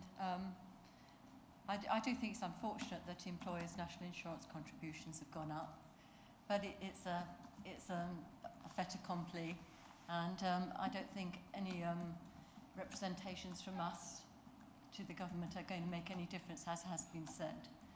And I think that this motion is really being used to sort of score political points against Labour, and I do think that it is rather a waste of time, especially as we're quite tired now after a long session.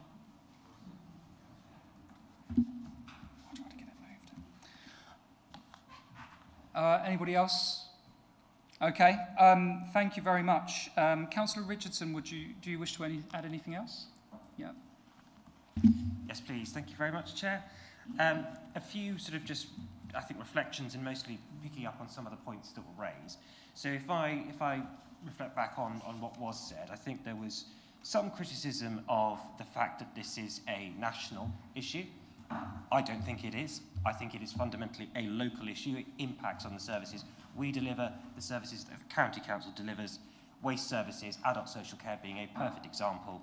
We know that there are issues in adult social care and social care more generally, but these will have a direct and adverse impact on council services and their delivery, which I think is why I've put forward this motion. The question on whether this is something that's in our direct control, absolutely understand that argument. It isn't. But neither were the inheritance tax changes in the motion that I brought to the last council meeting, which you supported. Now, I think, Councillor Davies, one of the things you asked of us was to reflect on the motions that we bring. Well, if I can add to the list of things that we don't have immediate control over, I would suggest compulsory voter ID at elections. That's not in our direct control, but we supported the Greens when you put forward that amendment and asked us to write to the Secretary of State because we thought it was fair enough. So it seems rather hypocritical that you did this and we supported you, much like with the budget amendment, only for the reverse to be true when the shoe is on the other foot. So no, I intend to keep bringing motions where there is a direct, tangible impact being felt on council and on council services, which we should have a voice in opposing. As we were talking in the budget about being ambitious. Well, that seems to have lasted all of an hour. Well, why not let's use our voice in conjunction with others where possible? And to the suggestion that I should have brought something relating to infrastructure in Thurston, unless I missed it, I did, and you voted against it. So you'll forgive me if I don't fully accept some of the arguments that you've made, and I don't think anyone can seriously suggest that the recommendation A in the motion was saying that we would use all of the Gateway 14 fund. I think the word where possible with a reasonable interpretation didn't give it that level of extremity. But anyway, what's been said is said, and I am conscious that we have been here a while, so I'll end it there. But thank you, Chair, and I certainly will be supporting the motion, and I thank Councillor Hicks for seconding it. Thank you very much. I will now ask the Acting Head of Governance and Civic Office to conduct the electronic vote. Thank you, Chair. Members, that vote is now in progress.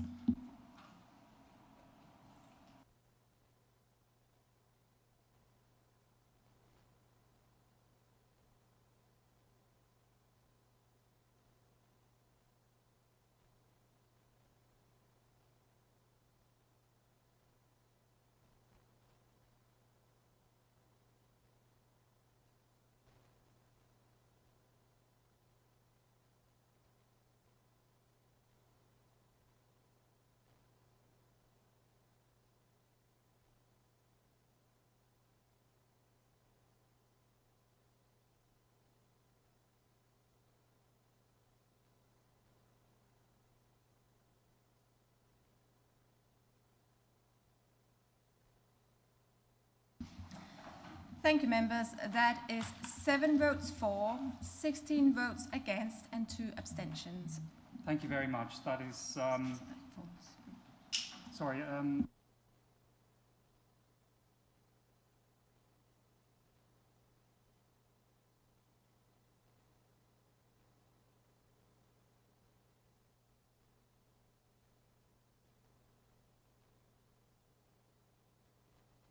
and local government reform.